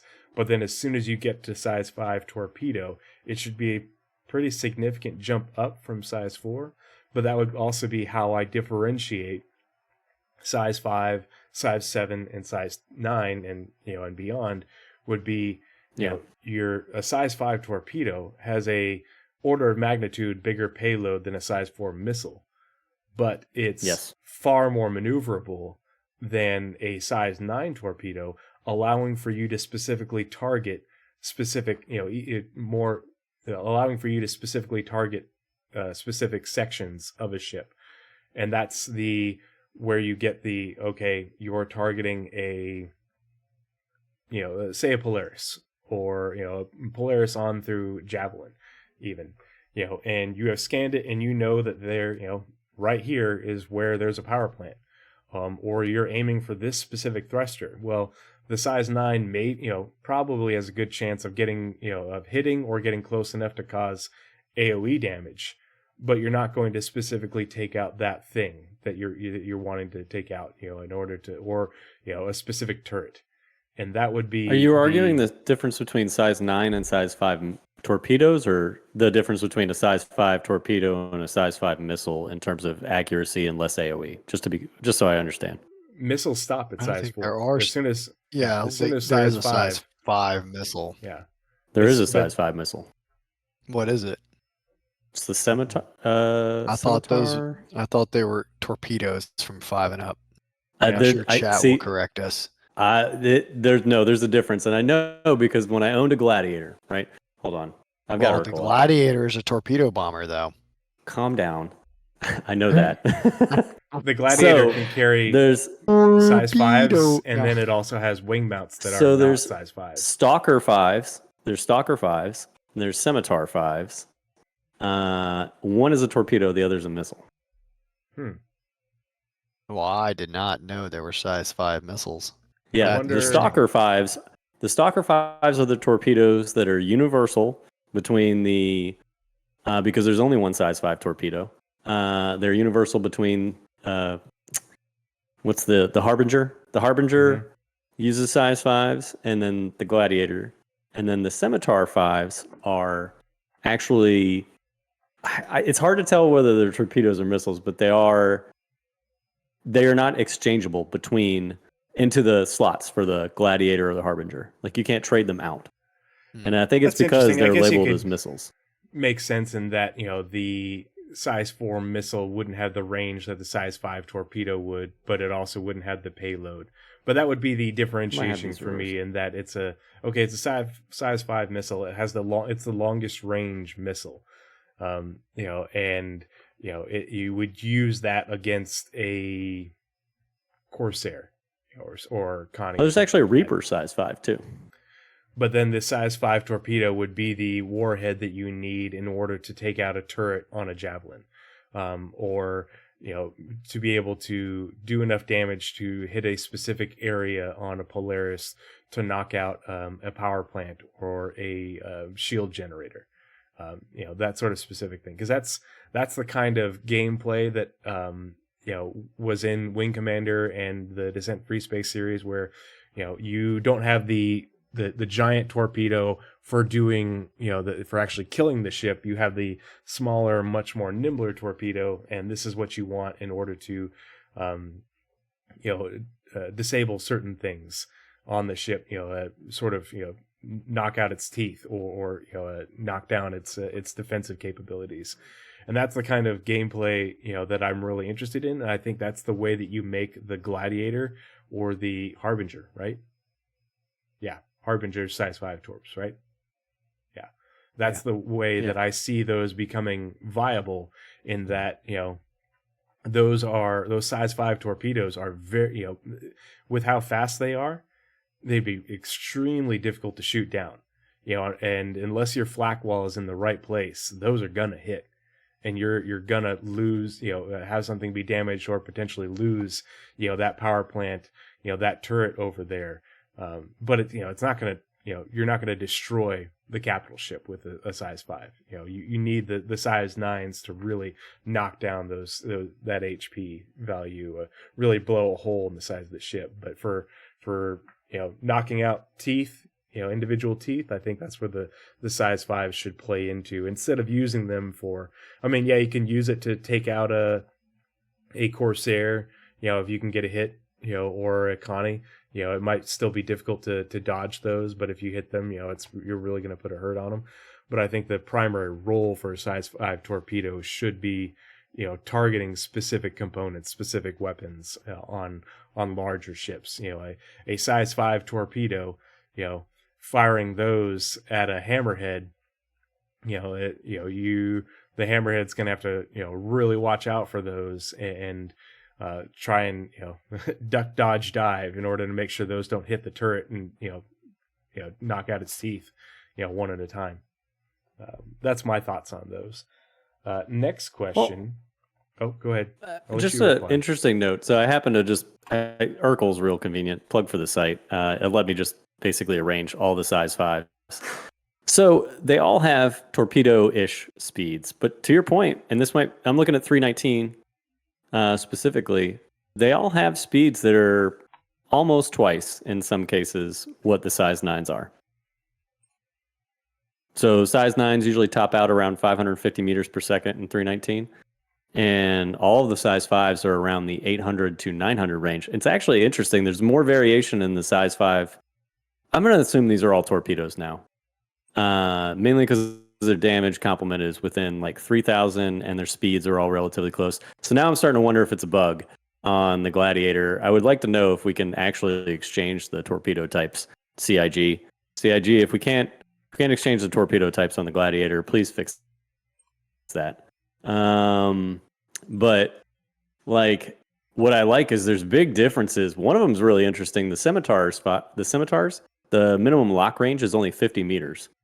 The other three types, it's you're not firing those less than 1.7 kilometers, but you can point blank practically That's got to that be a scimitar typo, Urkel. and Come still on. lock it. I don't know. No, I hope they so. left off the 17 on front. Come on. Yeah. Yeah. That would be crazy. No, It's note also though, it's got a way really less. long- It's got a much really lower long lock speed. time.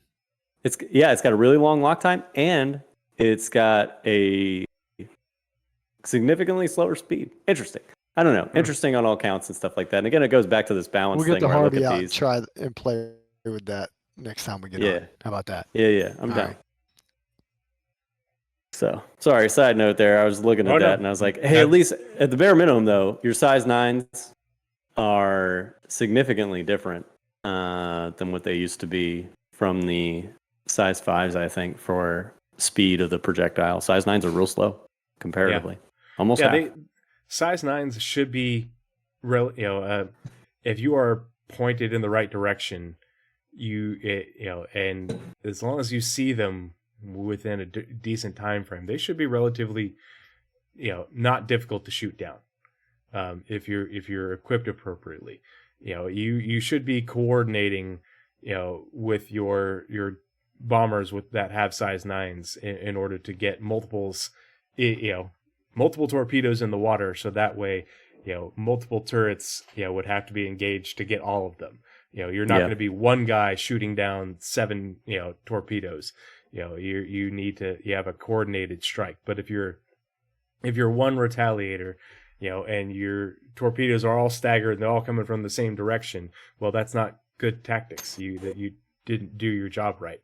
But if if you're multiple retaliators and you're staggering them and you're jinking coming in from different directions, so it's difficult to target them. You need to make the turret gunner's job difficult for him, because otherwise, it should be relatively easy. I think that's where you differentiate the Eclipse from the Retaliator, and that the Eclipse being able to get in closer due to not being detected is what gives them. Makes it so you have less time to see the torpedo, but they only have 3. That's good balance, good gameplay. And don't be wrong, I'm with what Juro pointed out, right? Like, these are velocity standalones of the missiles. I am firm in that they should continue with the idea of, like, I can add velocity to a torpedo, at least initially, with ship speed.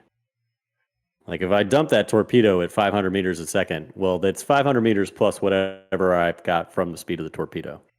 So, that's a good segue into the next point I wanted to ask you about. And I'm going to ask Atira first on this one. Because I don't think we need to talk about damage types for ordnance. I'm big bada boom. That's it. None of this kill it, CIG. That was an interesting thought that you had of, like, IR or heat damage, or was it energy, physical, and distortion for the EM cross section and infrared missiles? Kill that discussion from now on. Just don't. You don't want to do it. Missiles be missiles. They explode. They go boom. Yeah. Oh yeah. Let's fill the missile with I think some sort they of meant magical heat space was like goo an that does infrared something thing weird. or something. But yeah. Now I'm okay if you it's have a payload game. If it's not a traditional explosive, maybe the warhead has some sort of EM radius. Just like if you had it, I don't know, something to think about for the really big ones. I like the idea of EMP missiles, right?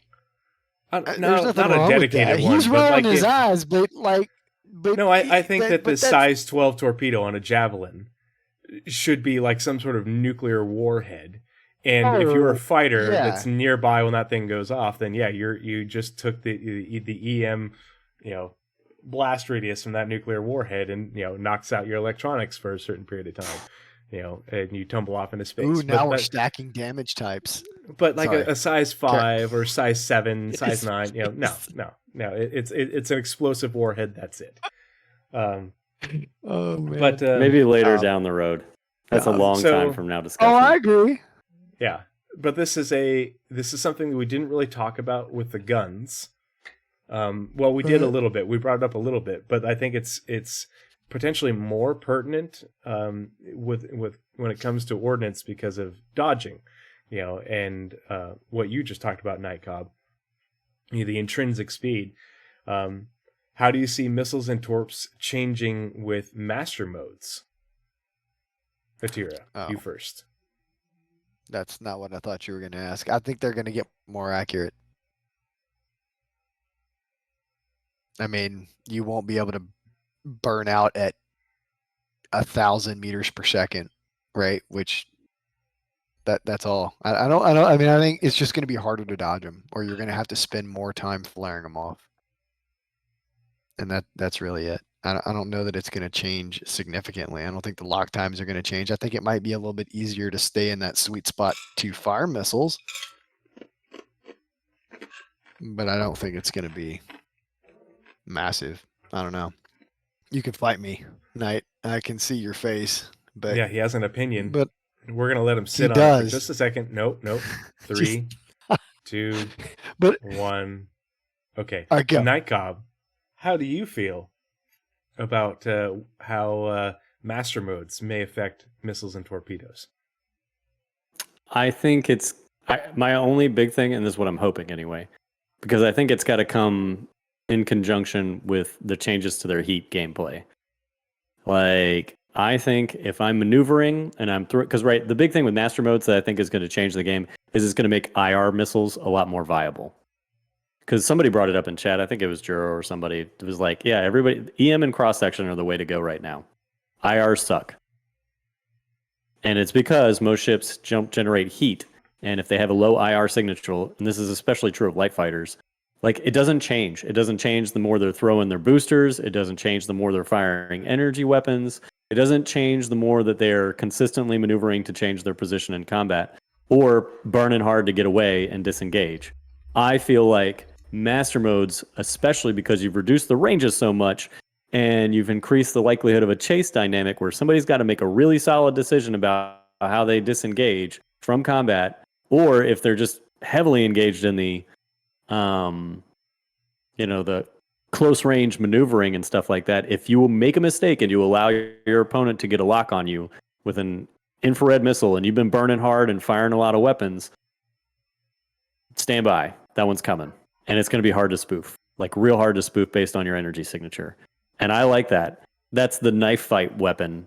It becomes like the Sidewinder missile equivalent. Like, did you get into it? You've been laying on afterburner or, burning hard to like try and get away from somebody. If they can close the distance with you and then get within close range, like, stand by. Like, infrared missiles became really deadly and really like your kill shot weapon if you can get a lock solution. And that works so much better in close range combat with high maneuverability.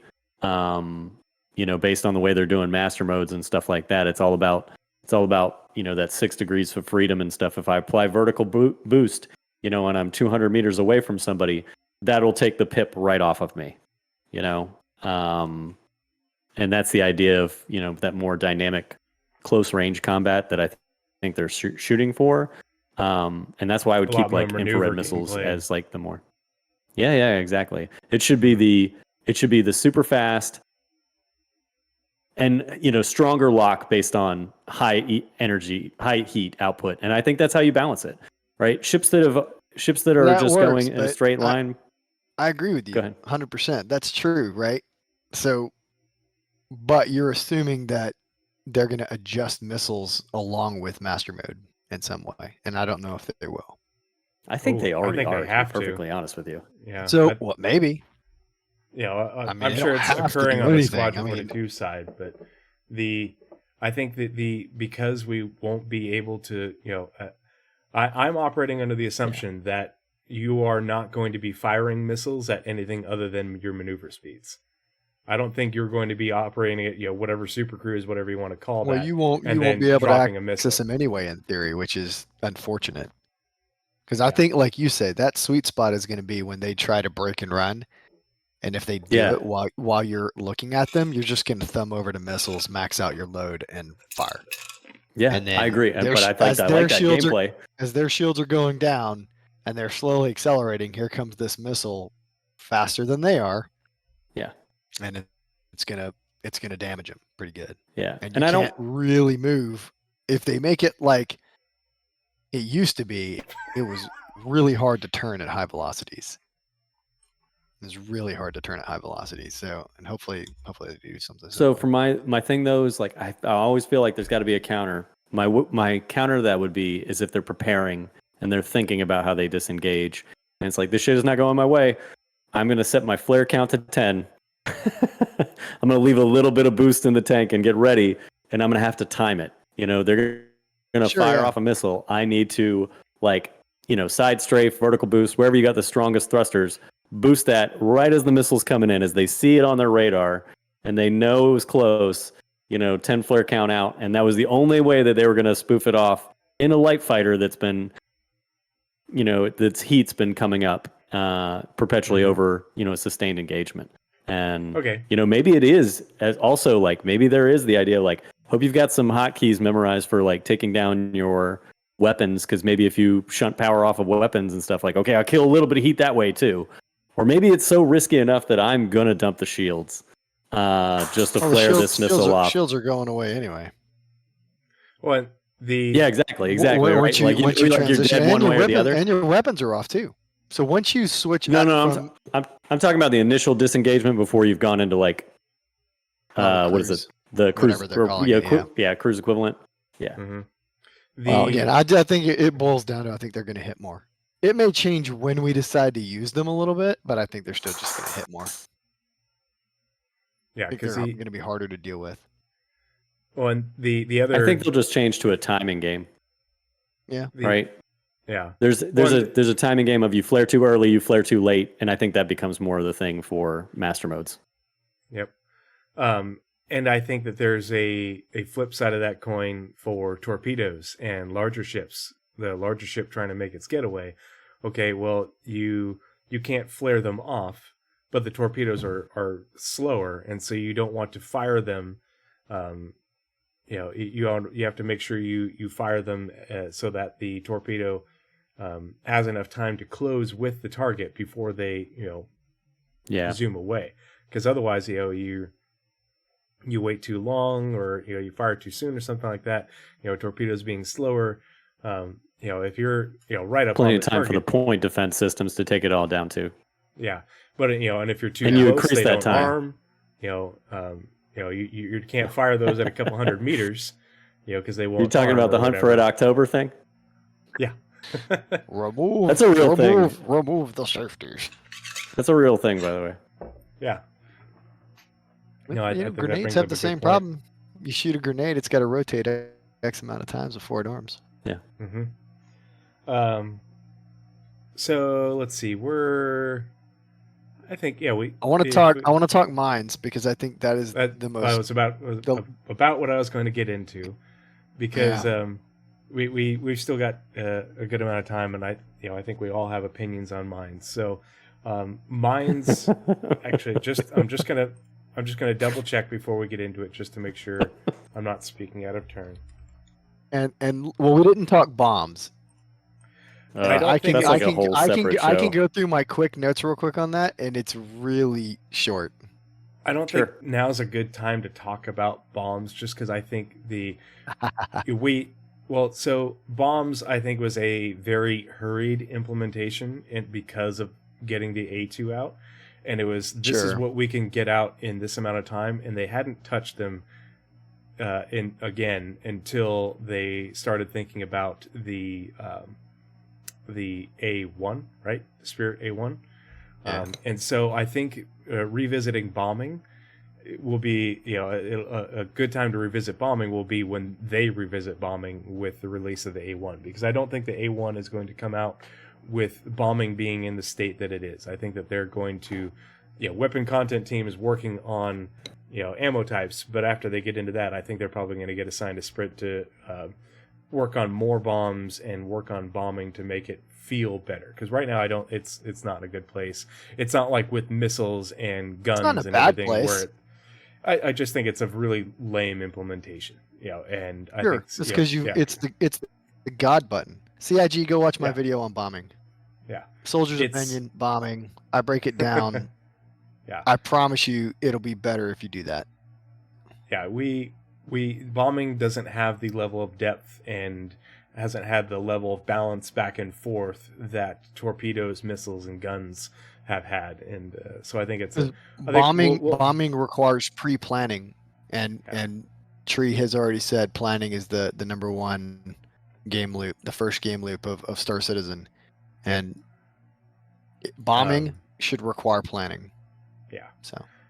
But with mines, I wanted to bring up mines because mines actually got a sprint, got some work on them during Q2 and 2022, Q1 2023. So they've been worked on recently. Don't know how much work. We don't know the extent of that work, but it was mentioned in the monthly reports, and it was on the progress tracker. So I was like, okay, they went back and they did some more work on mines, and yet we still do not have a mining ship, a mine laying ship in game. And so I wanted to see, ask your guys' thoughts as far as speculating what your thoughts are on mines and how they might fit into this greater equation, because the whole balancing of energy weapons and ballistic weapons and missiles and torpedoes isn't complicated enough. We also have to add mines. You're okay, man. Mines to the equation. So we're going to start with Night Cobb, because I started with you, Tira, on the last one. We only All right, don't take have all the good Nautilus. stuff, Night Cobb. All right, jeez. Yeah, we only have the Nautilus thus far for mines, and they haven't talked a lot about mines other than the lore and the release of the Nautilus. So what do you think, how do you think mines are going to fit into all this? I know how they probably want them to fit in, but God, I would just take them out, CIG. There's my hot take. Can Get I rid of read them. my first sentence? Mine suck right now as a concept. Yeah, it's just not a good. It's honestly such a it's a struggle of an idea, my friend. In three-dimensional space, unless you increase the environmental hazards to such a point as to force other ships to navigate certain lanes, like it is, it's utterly pointless. Like I can't even imagine a space navy being like, you know what we need, guys? We need to start laying down some mines.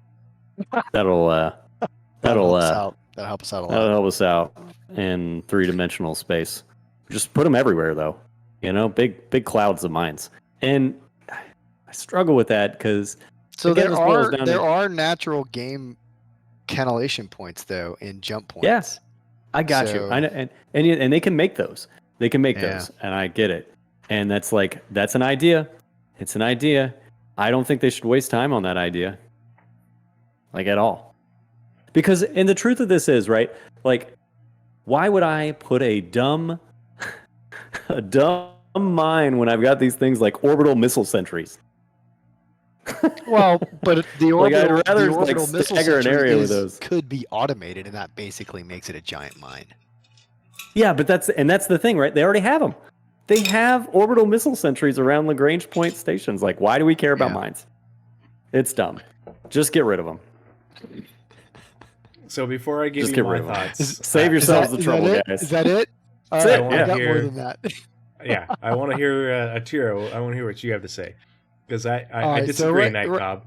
But right now we have homing mines. That's fair. Nemo mines, which is neutralize and employ mine ordnance. So that's your demining and your mining tool, which is really not a mine; it's a UAS.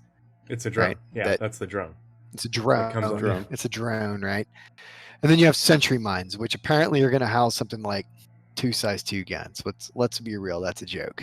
All right, unless you're in a light fighter, right? That's not great.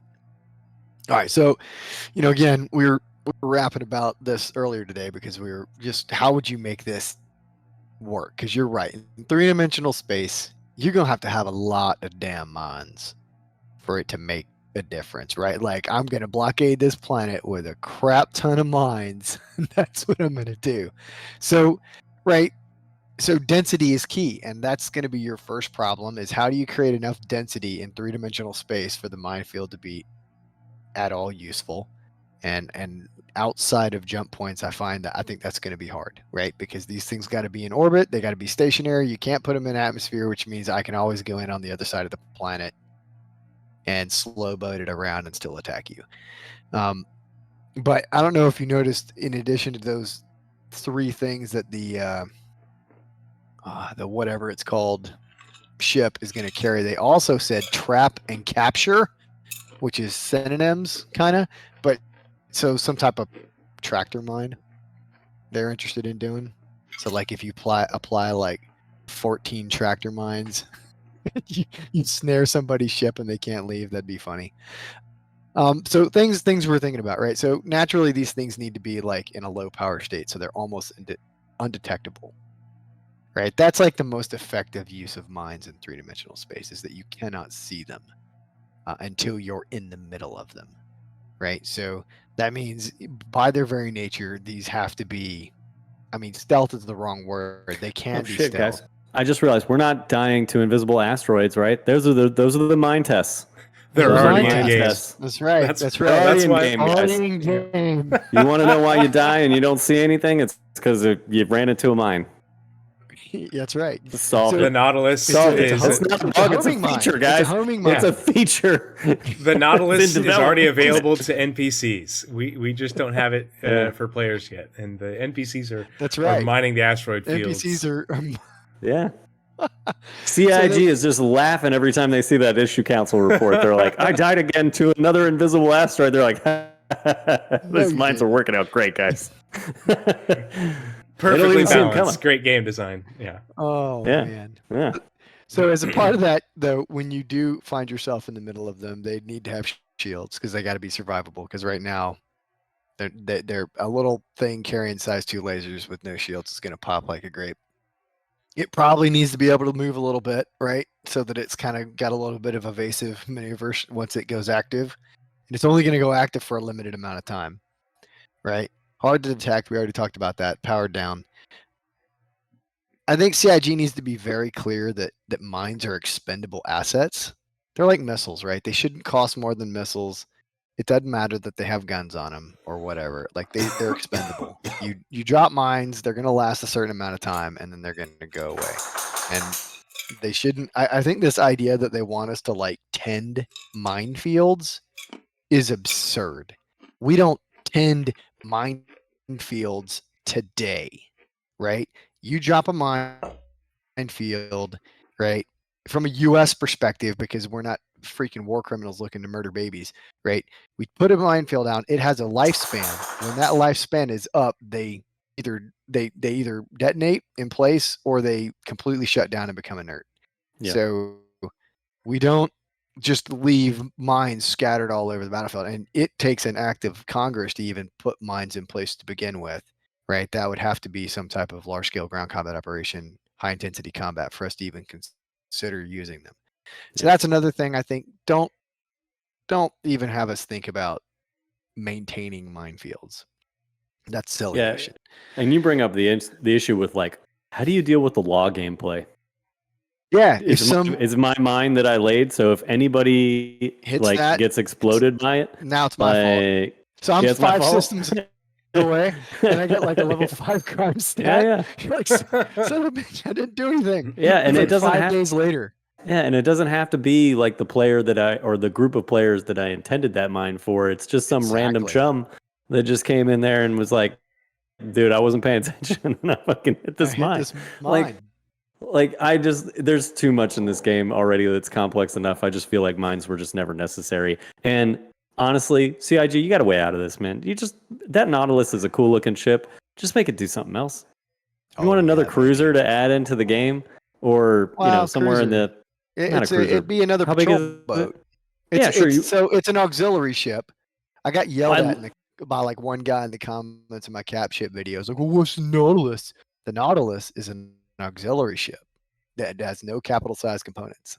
It is It is not a capital mine ship. layers are aux Yeah. ships.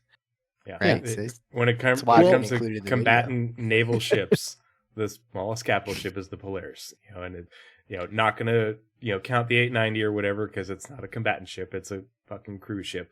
But the Nautilus isn't a capital ship. So I have thoughts on. I'm not done with my comments though. I have Okay, more. sorry, Hold on. keep I'm going. not done. Sorry, I got more let you shit to know. go. But I love Keep going. You your said they were short. enthusiasm. I did not. I did not say these comments were short. I have a lot of comments on these. So we talked about EMP mines is a thing. I don't think it would be. I know CIG is thinking that route, and I think that's silly. So please don't do that. It's not going to have the effect you think it is, unless you can put it in such a way that, like, EMP becomes so strong that from like low orbit you can knock a ship and it will just fall to the ground, which I think players would find more of a hassle than fun gameplay. Right. So the final two things. So we could have EW, right? Because I separate EMP gameplay, which is child gameplay, from electronic warfare gameplay, which is should be a far more complicated and skilled gameplay, right? Go watch my hour and 45-minute video on EW and why it's a challenging subject. But it is one of our principal defenses in the United States Navy to protect our ships, right? In the Army, it is less so, but we still have electronic warfare platforms, right? So these kind of could act as a extension of that capability. So you could put them in orbit over your base. And if you're in a PvP conflict, these could allow you to try and reach out. I love that your dog is running around inside the hologram because I can see her. She is wound up. I apologize. No, it's great. I love her. But you could use that to try and hack and or affect the electromagnetic spectrum using these mines to emit, and they're expendable, right? So you don't care if they get destroyed. All you're trying to do is disrupt your opponent's attack, right? So they would be good for that. And then of course we called that the Blasco mine, right? Because we play a Battlefield, and Blasco has a little expendable that just jams everything, right? Makes it so you can't get your information. And that's a good thing for a minefield to do, right? And you don't even have to have consistent depth and density of your minefield. It could just be random, so that as these guys are maneuvering on approach, they're randomly their shit's going on and off, and it's confusing them, and it's influencing their ability to coordinate their attack. And the other thing, of course, is early warning, right? So we haven't really talked about linking. I think we may have talked about this when we briefly talked about recon, the idea of like a ghost or a tracker or a terrapin linking to a larger ship that it's based out of, and then your little bubble of vision proceeds out from the larger ship, and they can see what you see, and that way you serve as a reconnaissance asset for that larger ship to make plans, operations, whatever. This is basically a static version of that. You link that to, say, a ground station, right? That is your base. You have these over your base, and for your base, it acts as early warning, right? Beyond what, say, something on the ground would be able to see, you could put this further up in orbit. So that's my last kind of thing. And you don't tend to it. When it goes away, you go replace it.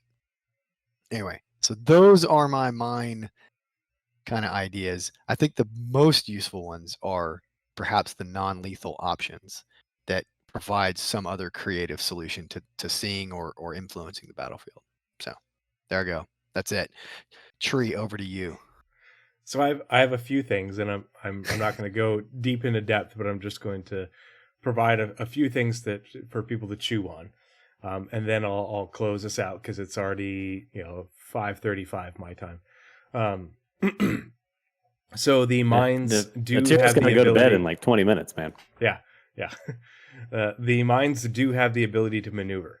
They do have an ability to maneuver, and I think that before the era of master modes, I think that mines were like ships can fly at this speed. There's no way that I'll just be able to boost away. Blah blah blah. I think that with master modes and people maneuvering at much lower speeds, If a mine is basically undetectable because it's, just a warhead with, some chemical thrusters attached to it, then, if you get too close, they can, do a quick jettison to get into your point of impact.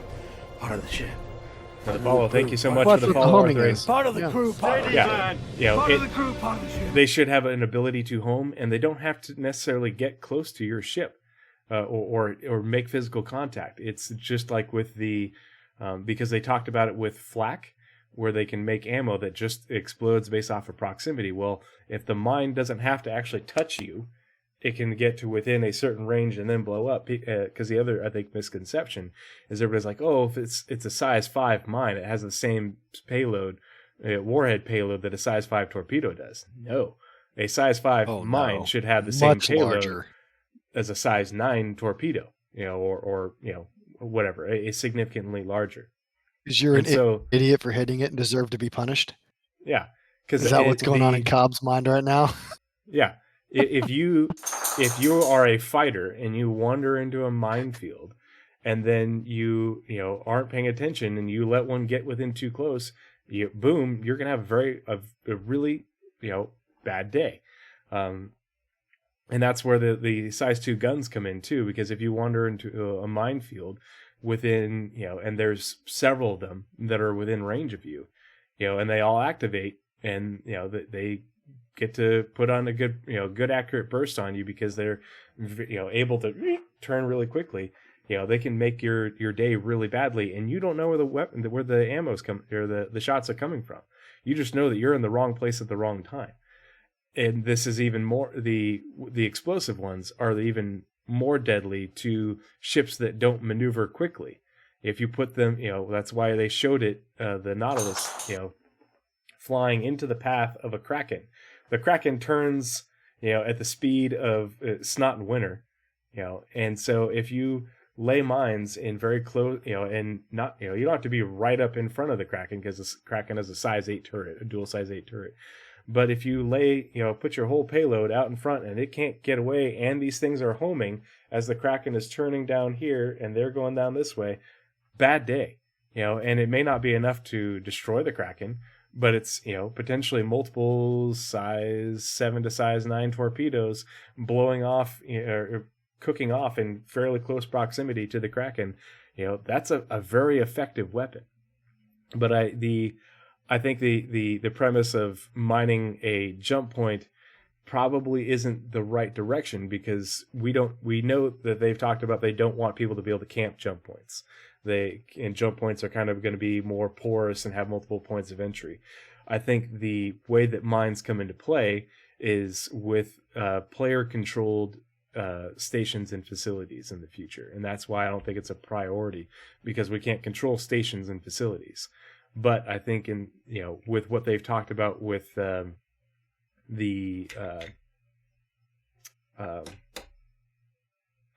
Rastar tool. The Rastar tool is going to be able to not only allow you to build your own settlement homestead on a planet, but the goal is to be able to use that tool to make things, they said, in space or in orbit. And to me, that is very suggestive of either building your own small space station or building your own asteroid facility, which is also in development. I also think that we're going to have the ability to, if you find a station that is abandoned or a asteroid facility that is abandoned, you can move on in, and you can't, I own this, I built it, but you can be utilizing it, and then you can use mines to defend it. And you don't have to put mines, mine a huge area, but you do, you put a handful over here and a handful over here, and you don't have to mine the entire area around it. But if somebody comes in and they're making their approach in, especially if they mean to board your station, and they're coming along in their Legionnaire or their Valkyrie or their Cutty Steel in order to, board your station and, take what's on it, and they run into your minefield, whether it's guns or explosives, they're going to have a really bad time. And it like Atira said, make them cheap as snot, and so that way it's a throwaway thing. But I do agree, the idea of having to maintain them, it's like, no, You know, you don't have to use your drones to maintain their position. You just use the drones to recover them. That way you can deploy them for a while, you're using them, and then you go back and you pick them up, I don't later even on. know why I would do that. You know, I would just hit a button and they all blow up in place. Done. yeah, whatever, The whatever game you want comes to through, do. sweeps them up. Yeah. You know, if you want to blow them up, you can do that. If you want to pick them up and move them somewhere else, that's up to you. You know, I don't think that, if they're already going to build drones, I don't think it's a huge gameplay challenge to make it so that way you can recover them with the drones. Because they should be a lot cheaper than a size 9 torpedo, but I wouldn't say that they would be like, the same price as a can of, ammo for a size 1 cannon on a Ursa or something. Those are my thoughts on mines, because I agree with 6 Degrees of Freedom Space. In the game that we have prior to master modes, they don't make a lot of sense. But if we are able to have ownership of, or claim an area, being able to lay them in a, or with, they talked about being able to program a sort of formation for them. I think that would be how, if you're not just dropping them in front of a ship, but you want to lay a minefield, you use the drones in order to Tactical maneuver mine them laying. into place. Yeah, and say, okay, I want this spread. You click and drag in this spread with this many mines, and that way, this is how much area they cover. This is the space in between them. The sort of formation that they're in. Whether you have just a straight line or a cube with some depth. It's up to you. And That'd be amusing to see, actually. Yeah, I think there's potential for good gameplay. I don't think we're anywhere close to it, because we're not going to have our own asteroid facilities or stations that we can, build or even take charge of anytime soon. But I think when that sort of we had gameplay- one, and then they added gameplay to it. Yeah, I think when that comes into the game and people are fighting over territory because it's useful, or facilities and stations because you can make use of them, as a base of operations that's not planet side. I think laying mines in order to say, okay, I can lay a bunch of mines here and a bunch of mines here, and that way I don't have to spend as much time focusing on defending these areas. I can focus on defending these areas or patrolling these areas, if that makes sense. Because you need a lot of space hazards to make that a thing, though. You do need a lot of space hazards, and that's a Well, logistical not thing. if it's point, not if it's point defense. But Yeah. you're right. If you're trying to influence how someone maneuvers in open space, yes, you would have to have a lot of space terrain, right, to force them into certain areas so that you could deny. If it is a player-controlled station, which we had SPK, and it used to not have a stupid satellite covering it, and you could do whatever the fuck you wanted there, including murdering each other to your heart's content, and then they put Crusader security there. They gave us that, they could have experimented with that gameplay using SPK. We can't do that now. So maybe we'll experiment with it in Pyro. Right? If there is a place in Pyro that an org could take over and battle to keep, then you have to go to that point to take it from them. Because it's a point defense, then mines make sense, right? But you could close off one side of it in theory, and they can only come at you from one direction, which means now I can kind of focus on the other direction as far as ship and manned defense. Yeah, But and you're if right. the Any type of mines terrain have without sufficient hazardous terrain, though, it's never going to affect navigation. Yeah, you're not going to be able So- to use them to say you're going to go this way. But I think if you have an asteroid facility in an asteroid field, and you have people that want to take it from you, or if they want to destroy it, well, you either have to shoot at it with torpedoes from far away, and I can shoot those down with my turrets easy, or you have to get in close and try and shoot those turrets and damage them. Okay, well, if you get in close, you have, congrats, I have mines, and you have to dodge those mines or not get shot by them. It's just it's a force multiplier that, could be potentially, deployed quite cheaply. And I don't think they're a difficult thing to implement for CIG compared to balancing some of the crazy ammo types. Like for me, adding mines is a lot easier for CIG to make viable and balanced in terms of static defense than, adding the goofy ass, distortion bullets, or if that makes sense. Those are just my I thoughts. agree with Cobb though. Let's get a variant out of that ship that is so we have another wedge in space, and instead of the Galaxy, which has no combat variant, okay, let's get with the Naughty. All right, let's give it a gunship variant, and it can be like a give it a couple extra defensive turrets, and then it's got those 2 big forward guns on it, and we'll have another flying Dorito, but a combat Dorito, and it'll be awesome. Are you going to bed soon, Nightcup? Are you? I know he's yawning more than I am. Good grief, man! Come on, I haven't even had dinner yet, man. I'm sorry. going on? It was because I was outside earlier today and I got sun, and you guys can tell I'm not used to sun. He also mines bore him. Mm-hmm. They're not very tactile. That's my problem with mines. Yeah, that's Like, the only thing I think somebody about put it them best being for me. useful is laying them in front of a Kraken or an Idris that won't turn on a dime at all. And you can put your minefield out in front of them, a couple thousand meters, and they're not going to be able to turn to miss it as the mines are maneuvering to get in their way, and they're going to have a hard time shooting them. 900 years in the future, Cobb. 900 years in the future. with space fighters. So it is what it is. Yeah. I got it. I'll set that aside. But I think, I was like I coming said, at somebody it from put a it best point for me of, is like in my video, I talked about a lot about with boarding actions, not just boarding ships, but boarding stations and facilities.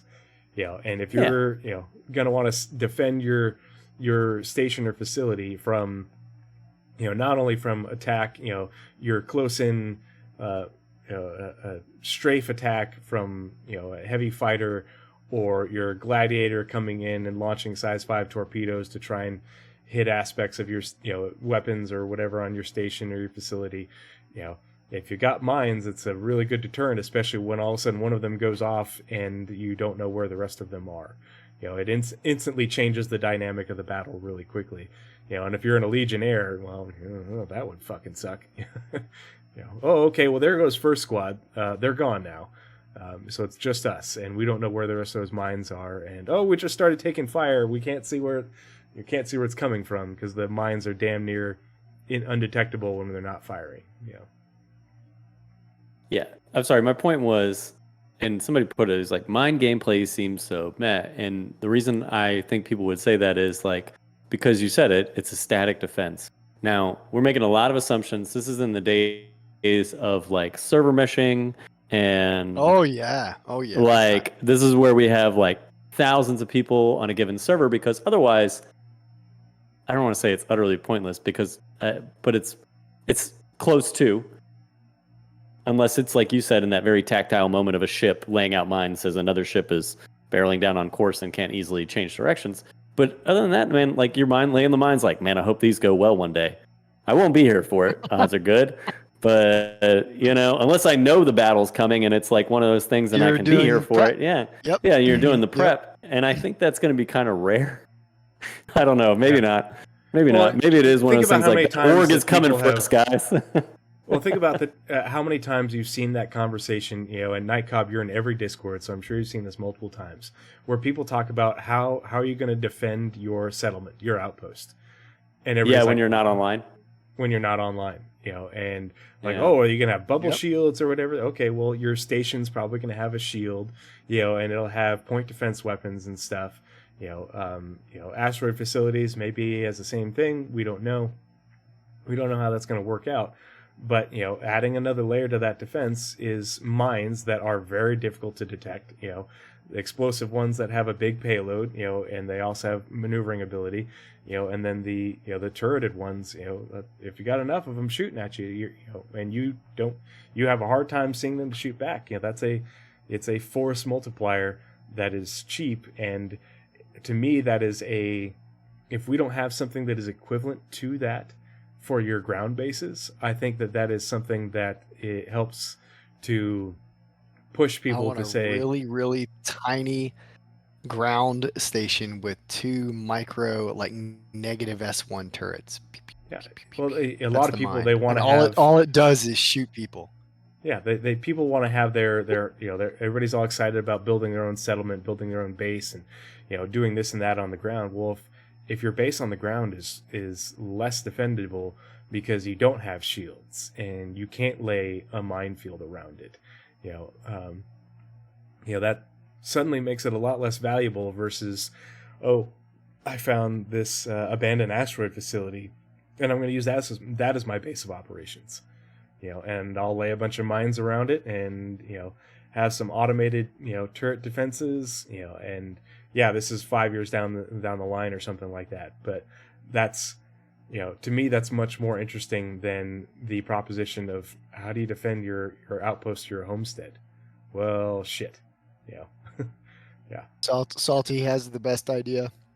The Trollmaster 9000 mine, which is just 2 mines connected by a cable. You hit the cable and they swing around and slam into your ship. It's a garrote wire, yeah. It's a garrote mine. Could be a net. Could be a net like 4 or 5. Oh yeah, no, it's a net that does distortion Bob is so damage. triggered Yeah. right now. It's a distortion net, yeah, and it just wraps around your ship, Yeah, and it And then it just shuts you disables the down. entire ship, and yeah, everybody on board the ship gets hit with the what are those guns that they're building that are the electric guns? Oh yeah, the lightning. The brand. distortion arcs The across the tasers. gravity plating, Like, and I'll- everybody just zaps. Cobb, and I'll let rolls you talk over. to Salty about that particular mine setup. I know you'll have a great conversation about it. Unless you guys have any other thoughts, I think that's a good spot to wrap it up before Night Cobb gets angry at me. And We're talking I'm not about angry. mines. no, not I'm angry. just fucking with you. I'm just I'm thinking I'm about amused. this isn't okay, for clarity. This isn't just me saying this is what I want. This is me spitballing ideas of how CIG can make it viable, because they already sold the Nah, ship. this is what you Yeah. want them to do. We know. Don't try and this is- sugarcoat it any other we're I way. gonna love- get I love the mines Nautilus. no matter Yeah, what, right? we're gonna get it, and They've it's, committed to yeah. building a ship. Yeah. Yeah. It's I just know. how do you make it not suck? And there Yeah. are utility mines and there are combat mines, and hopefully what we've said here will trigger somebody to start thinking, right, in a way to find a way to tactically employ these things that make sense. So Yeah. I'm just trying to think of, okay, how does CIG make this a usable thing instead of like, oh, sweet, everybody's going to use the Nautilus just because it looks cool and it has the big guns on the front and a missile does. turret. it does. It does look cool. Yeah. And even without the mines, it's probably a viable ship even without the mines, because people are like, okay, well, it's got the size 7s on the nose. It also has a massive missile turret on the belly. A missile turret with a See, crap and ton that's of why I missiles. think you should just redesign the ship and get rid of the gimmick. Yeah. I mean, I wouldn't be opposed, but I don't think CIG is going to walk back from it. No. But it's And interesting to again, think Why about not? just because they have recently worked on mines, and so it's I not know. we haven't thought about it since 2019. It's we're still thinking about it. We're still working on it. We just don't know what that is. So they sold people on an idea, Cobb. They have to Yeah. fulfill it, right? But You- they've already put the disclaimer in the pledge and that the ship can change. That was the concept. It can. I don't think they want to. I mean, I think look, it would be Great- very great military unprecedented minds- for them to change it that great much, military. because that changes the entire Great military theme of minds the are ship. not IG, right? So they know that mines exist in the real world, so they're replicating something like that in their game, right? and all they're doing is giving us tools, and we're gonna come to a point 5-6 years from now where you hit a mine and it kills you outright. And I'm gonna think back to this moment, Cobb, and I'm gonna laugh. It's already happening. I don't know what you guys are talking about. They're in the game. Yeah, They're in they're the in game. They're in the game. I've hit Okay, so- 3 of them, I think, already. Night Cobb, next time that We hit one happens, the other day. Yeah, we hit one the other day. Yeah, but you do it on stream, and we need you to clip it, Jura says my memory and won't so that last. way we can share it, and because we need to take this and we need to spread it across the community. I want everybody What, the mines are in believing the game? this, that mines are in the game, and it's because we can't see them, and the NPCs are using them, and that little blip on your radar as you're flying through an asteroid field was actually an NPC Nautilus. Like, we need to make this. Yeah, if you get on we it need to at, turn like, it into a midnight- conspiracy theory. Greenwich Mean Time, right? If you get on at midnight and you go out into the minefield, you might catch them Mhm. in the act. Mine layers in game, guys. It's already Yeah. there. The Game is already there. NPCs are using it right now. It doesn't have an What are- interior. It's like the What are they Idris. protecting? What are they protecting out there, Night Cobb? That's They're what we not. need to get to. It's get agents down of to. chaos, man. Agents of chaos. Just like, I'm gonna put one right here. Why? Just because Just because it doesn't somebody's matter. gonna hit it. Is it on the spline? Yeah, they'll hit it. Yeah. Yeah. Oh man. No players go to the OM points at the North and South Pole. Just keep it near the spline. It'll be fine. Somebody will hit it eventually. Mm. All right. There's- I think that's a good place to wrap it up, unless you guys have any closing comments. But before we go, we have like 24 people hanging out in chat, and I just want to say thank you to everybody for coming and hanging out with us. Yeah, We've seen a raid lot somebody. of- Yeah, I need a suggestion for a raid, and then while you guys are thinking of a suggestion for a raid, I just want to say thank you for coming and hanging out with us. Really appreciate the interaction in chat. It's been really good talking with all y'all. A lot of really good comments, and it's been fun watching the commentary go by as we talk. Night Cobb and Atira, again, thanks so much for being a part of this. It's been fun hanging out. I'd love to take up more of your time, but I'm getting hungry, and Atira needs to go to bed. And this has been really Us old awesome. men need our sleep. Yeah, it's a really good discussion. I think it was very productive, but it's also Part of the crew. ooh, got another Part follow. of the ship. Part of the crew. Part of the ship. Part of the crew. Part of the ship. Part of the crew. Part of the ship. But I also just want to say thank you because having all you guys in chat and being a part of the conversation, it benefits StackUp.org. It gets exposure to the fact that the organization is doing good things, helping out veterans via the power of gaming. And if you watched an ad while you're hanging out with us, congratulations. That you watching that ad generates revenue for StackUp.org. Every little bit counts. So I just want to say thank you, and I appreciate all of you. And if you're not a member of my Discord, please consider joining. We have conversations like this all the time. It's a really good place to hang out and talk Star Citizen, and things that are real, things that are entirely theory crafted, like mines. A whole bunch of good stuff. If you're looking for a good org to hang out and have fun with, Night Cobb and Atira are both in ammo, along with multiple people who are already in chat. So if you're looking for an org to be a part of, that's a good place to start for sure. How do I get back to?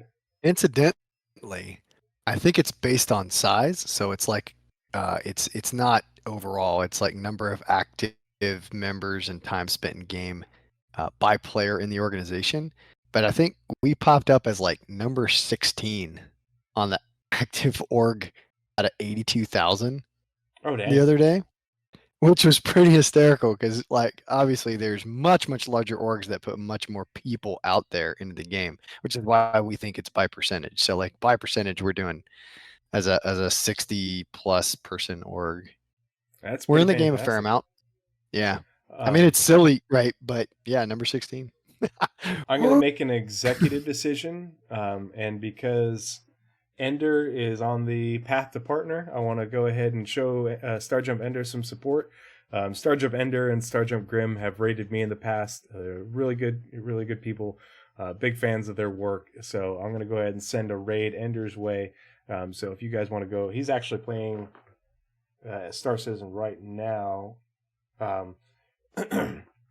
And he's also doing a charity drive for St. Jude's. So, Oh, nice. unless you hate kids, go watch Starjump Ender. Wow. Go watch. Help the kids. Help the kids. So starting the raid Thanks, guys. over to Starjump Ender. Thank you very much, everybody. Y'all have a good Thanks, evening. Join everyone. the Discord, and go check out my YouTube because I got my video dropping tomorrow at 2 p.m. Eastern. YouTube.com/@tree0311.